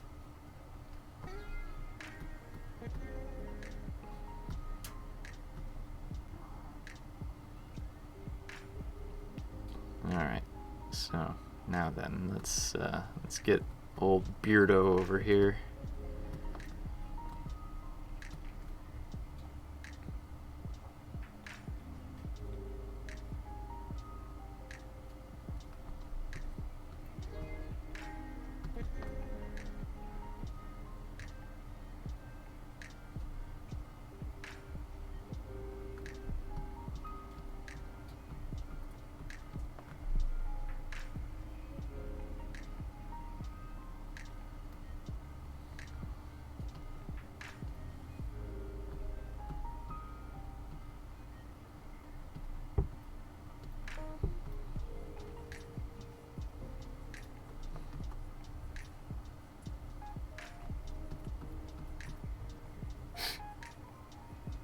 Lamplight City 2. No lamplights or cities. That's right.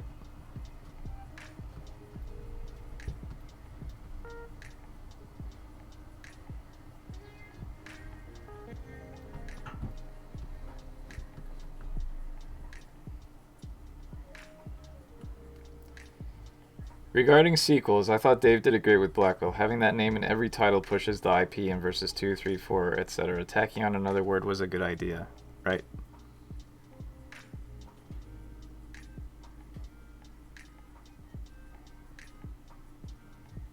I know that he regrets not thinking earlier about making it in alphabetical order.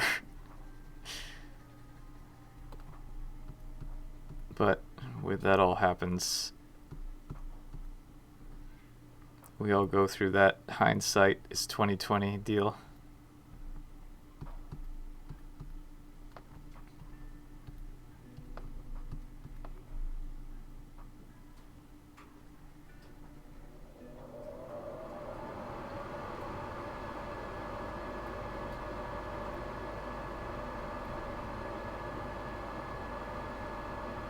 Yeah.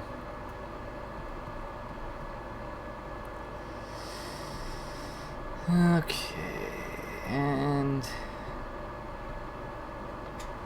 now I get to figure this out. So somewhere between here and here, somewhere between there. Is it there? That can go a little lower, I think.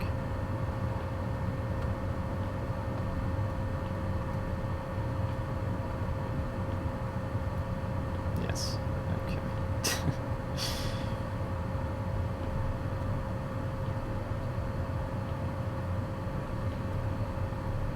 This guy's like a cross between Santa Claus and LeChuck. Oh no, a Monkey Island reference.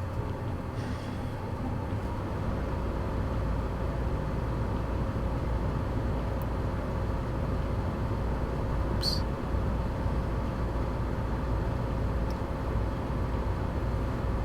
Actually, I think they had to do that on iOS. I'm pretty sure the Blackwell games have numbers on the App Store.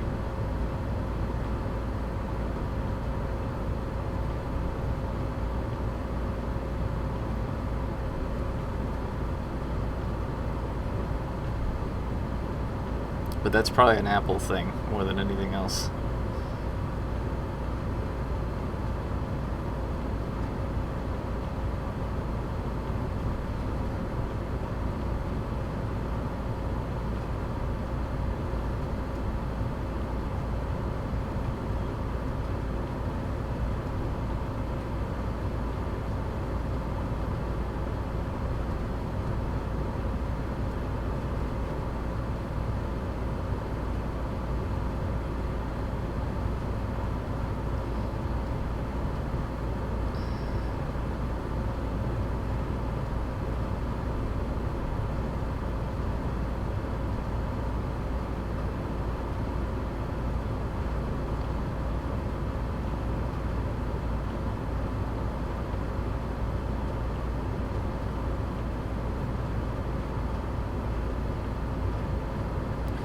Also, I have several game series that spelled out 1, 3, 2, etc., so they're all in the wrong order due to ABC sorting.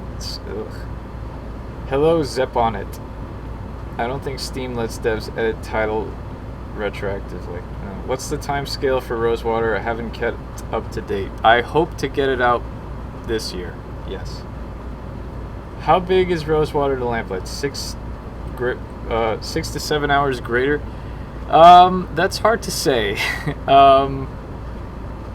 Mainly because I don't have all the dialogue in Act 2 and 3. But we did some internal play testing of the first act, which is a third of the game, and it took about 5 hours knowing what to do. So I'm going to estimate that the full game will probably be at minimum a 15-hour experience, maybe. So the thing too is that it offers more replayability. It's different replayability from like Lamplight City, where it was like, oh, you can get something wrong. Here it's you get certain different encounters, and the whole third act, the way you get through it is different based on your relationships with your companions. So there's that. So yeah. I guess maybe, I don't know. We'll see. I always overestimate. And then of course there's, no matter how long you think it is, there's always someone who's like, oh, I finished it in 2 hours, I want my money back. When I'm sure they just sat there and clicked through everything, and then they had no idea what was going on. So, yeah. I don't know. But it's definitely the same length, maybe slightly longer than Lamplight City.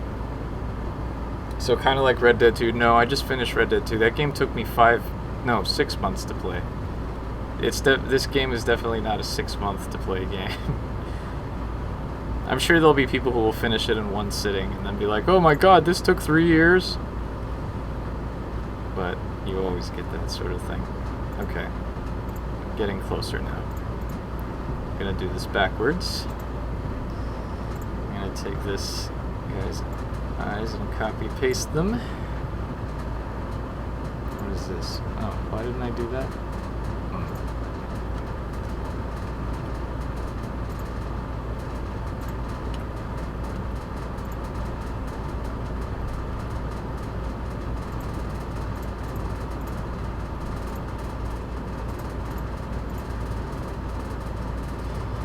If it's like a 10 quid thing and I enjoy it, meh, hurry up and make a new one. Well, it's not going to be a 10 quid thing. It's going to be what's 19.99 US dollars in Great British pounds? 1473.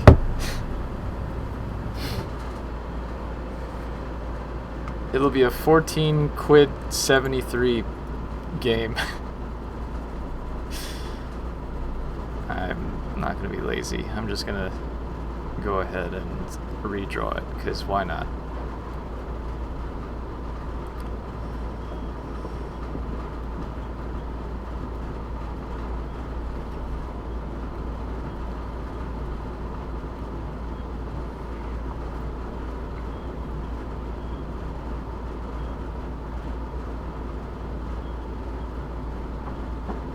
$15-ish, I was gonna say. Yeah, fair enough.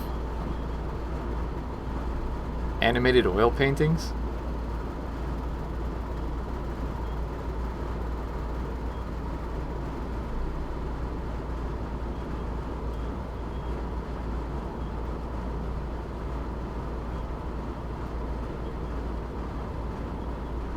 One, two, three. Okay, that's fine.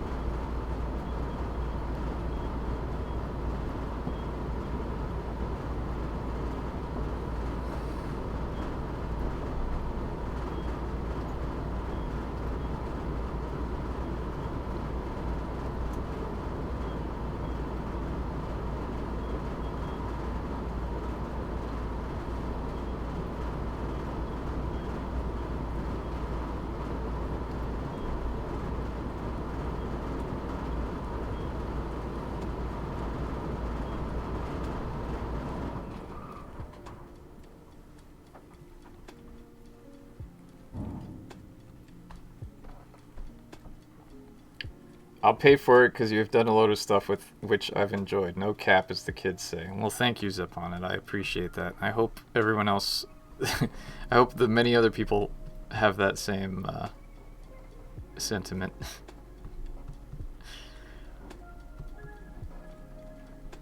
I mean, I feel it's justified to bump the price up from... It's higher resolution, and it's longer, so bumping up the price by $4 seems like it's not too big of an ask.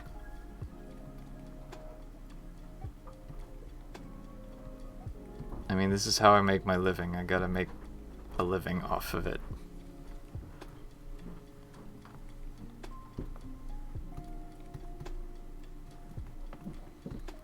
Alright, so let's see if I can get away with this now.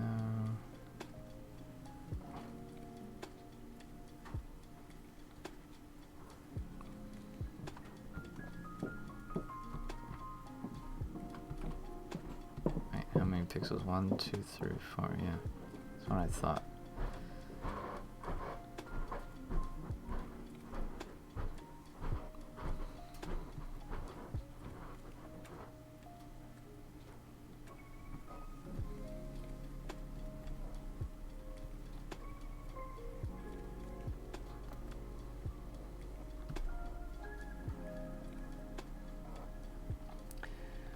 Demon Dragon has redeemed Hydrate. Thank you. People whine about the point-and-click genre withering, but they also refuse to pay $10 to $15 for games and wait for 75% off sales. Yes.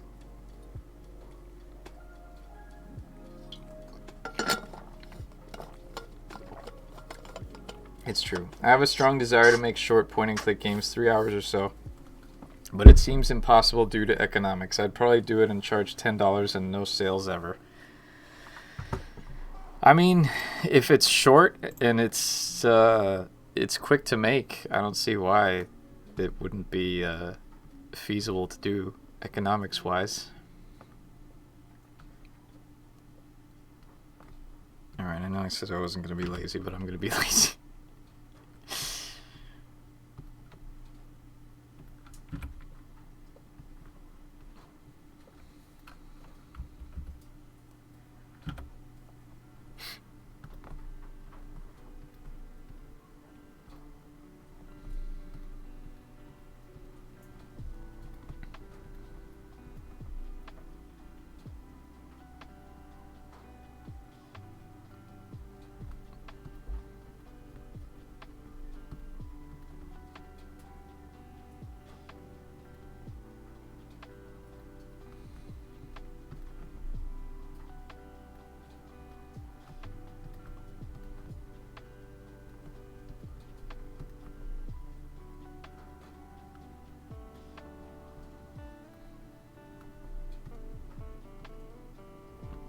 forgot to add his eyebrows here.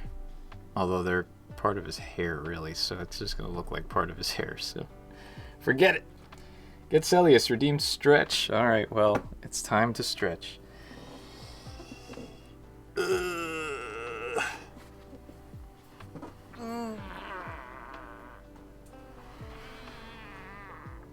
Oh, that feels nice. I'm gonna have a mint. Some nice Trader Joe's organic ginger mints. Excuse me. I could use it, especially considering I had some chicken sausages for lunch that I can still taste.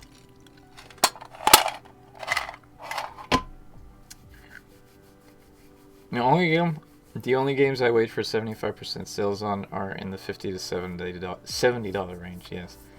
I always drop it on sales too. Still, I remember point and clicks like Monkey Island 2 being about 20 quid. I remember buying it with pocket money on a 486. Yeah. I also see those games struggle to get to 200 reviews or 5 to 6K sales. It's a shame. No.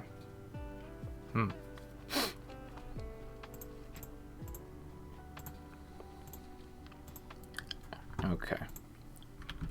Cheating once again, but I don't care.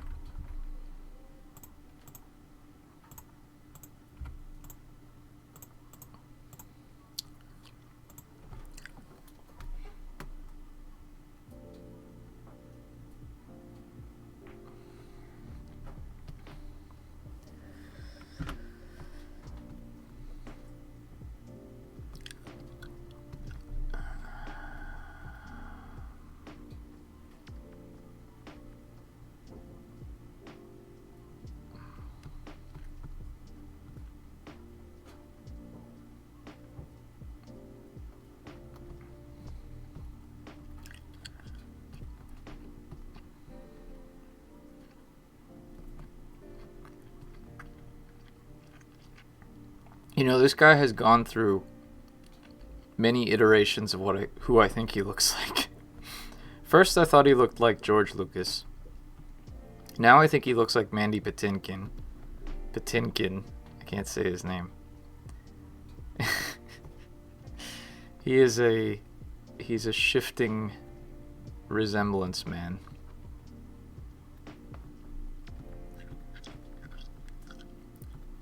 Also, I feel like this bit of his hair needs to be reined in a little bit. And this bit needs to fluff out slightly more.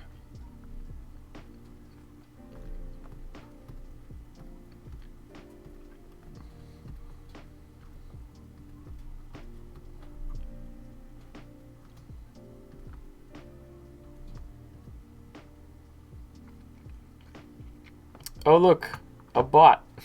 Get out of here.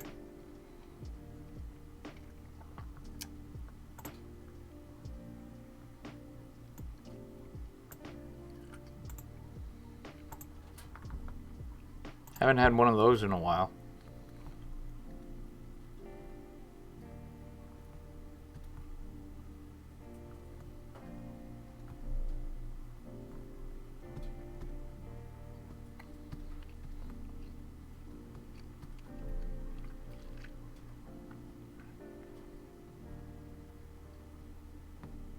Oops.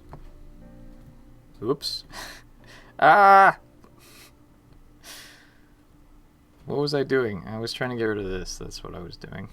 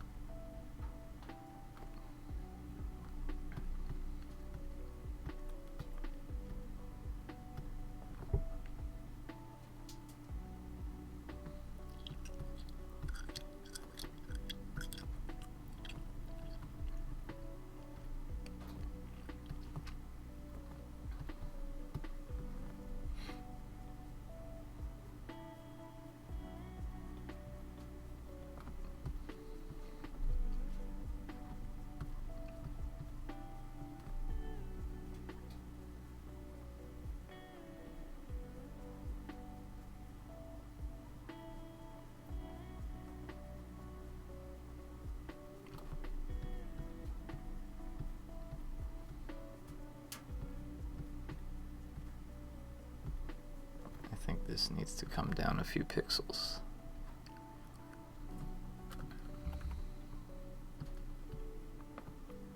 And by a few, I mean 2.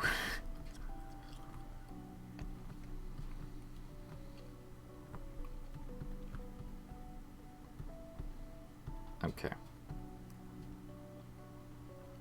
Alright, cool. So now he looks up. And he also will look down. He chops, and he looks up. And now all I need... Well, first of all, I need to save. Now, this part's interesting because I did put all of this in the same the same spot. So I'm going to do a little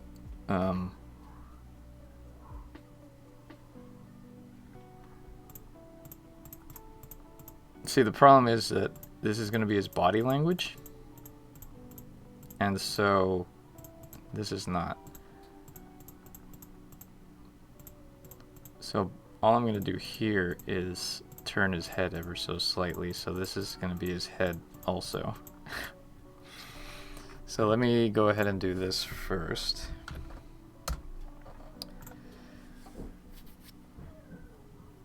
AGS has come a long way. Yeah, it has. It really has.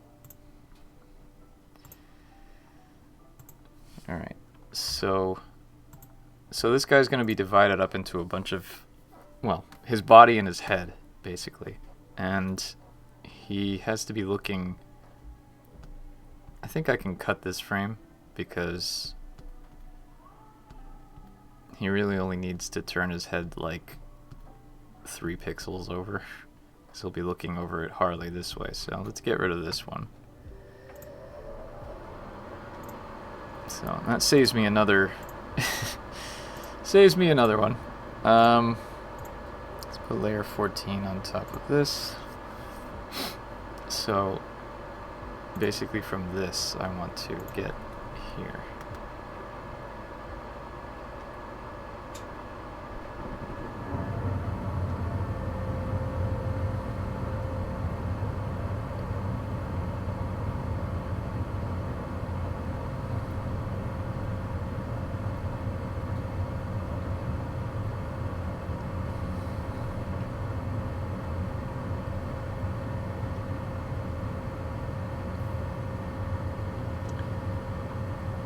This reminds me of Return to Zork. Yes, that sound is my heat kicking on. It's very atmospheric. The furnace for the whole house is about 6 feet to my right here in the basement, so I don't actually get any heat down here, but it kicks on and makes a lot of noise in the winter months, so that's fun. But come April or so, we'll get a respite from the heater.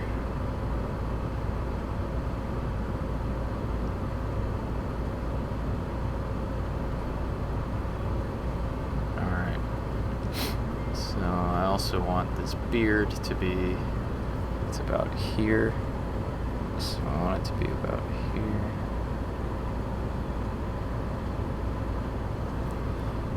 It's about the line.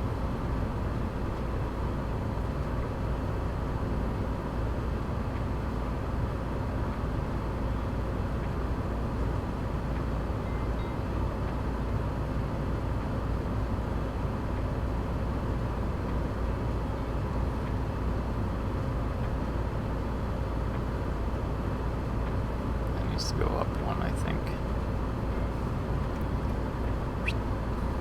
There.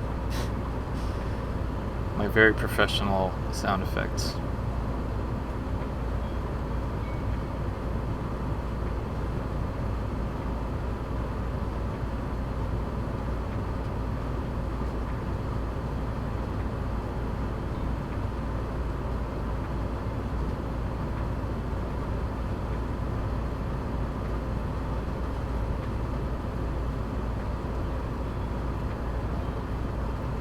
This guy, now I'm thinking he just looks like a Brooklyn hipster. But I guess that's kind of the point.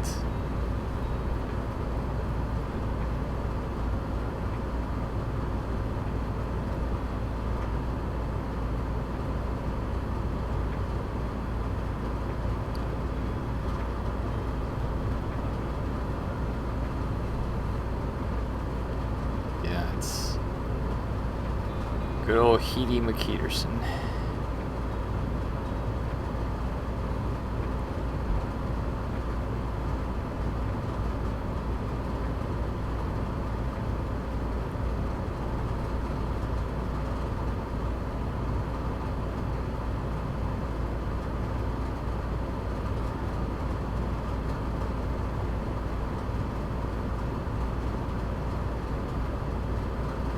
You know what? I'm going to keep this, copy and paste for consistency's purposes here.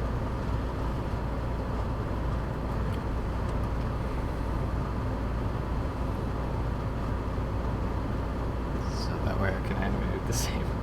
He was hipster before it was cool, yes. If he's a hippie cook in the Old West, how is he preparing vegan food?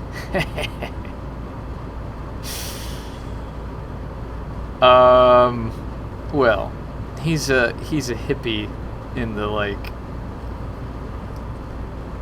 you know, they're a self-sustaining farm community. They're not quite vegans.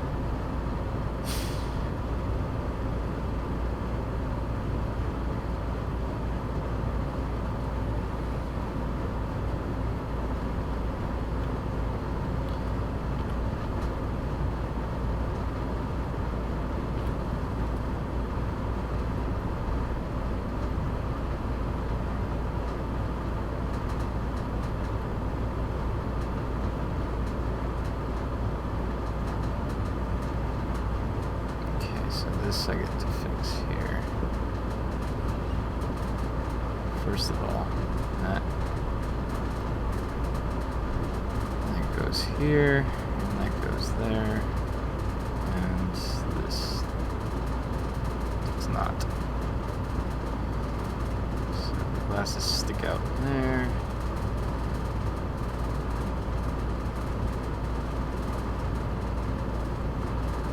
Eyes go out so that he's not cross-eyed.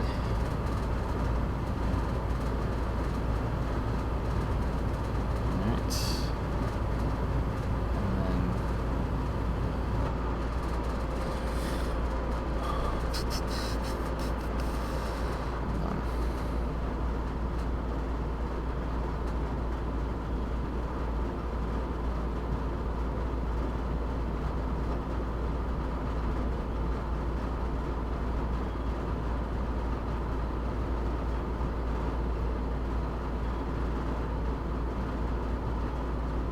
Why do I have...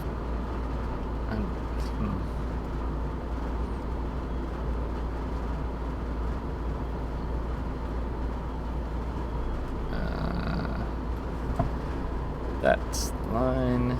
That's the line. That needs to be here. Okay.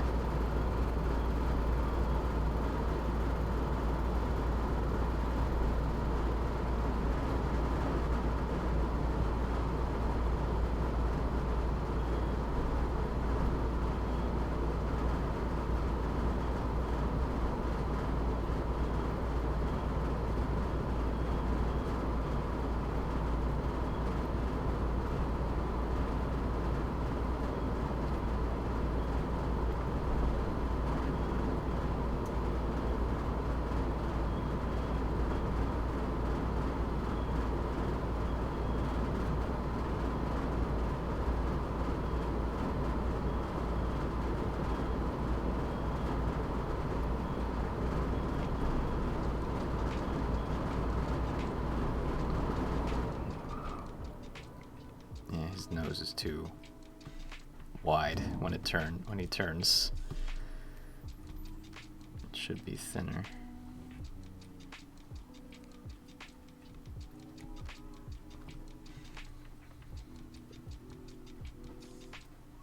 Except that those like a nose.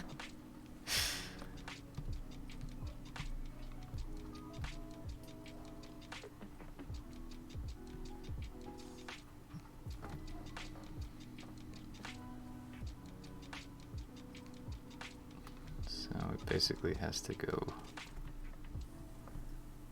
like that, and then like that, and then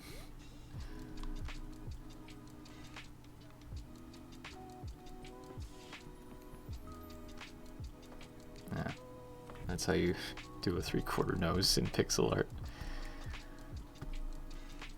And that's close enough.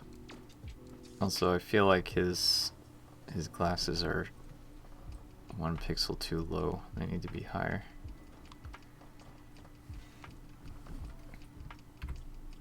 There.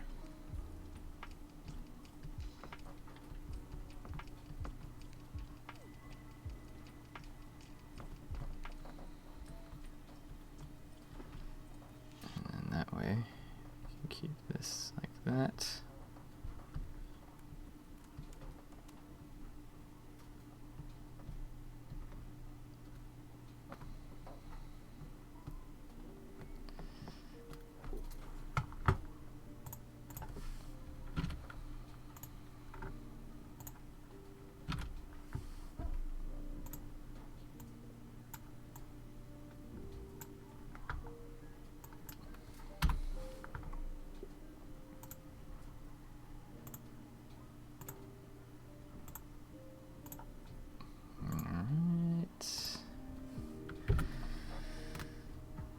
Oh yeah, I also wanted to put this, oops, wrong color. His actual frames of his glasses are going into his head.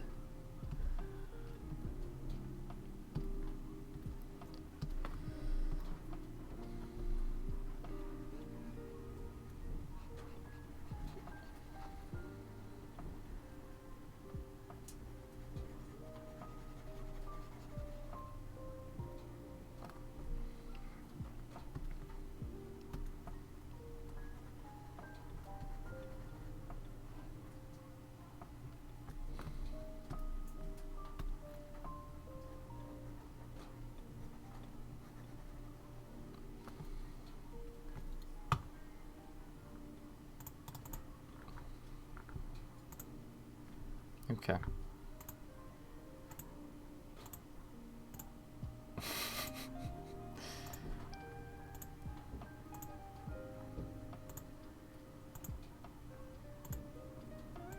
So he turns his head.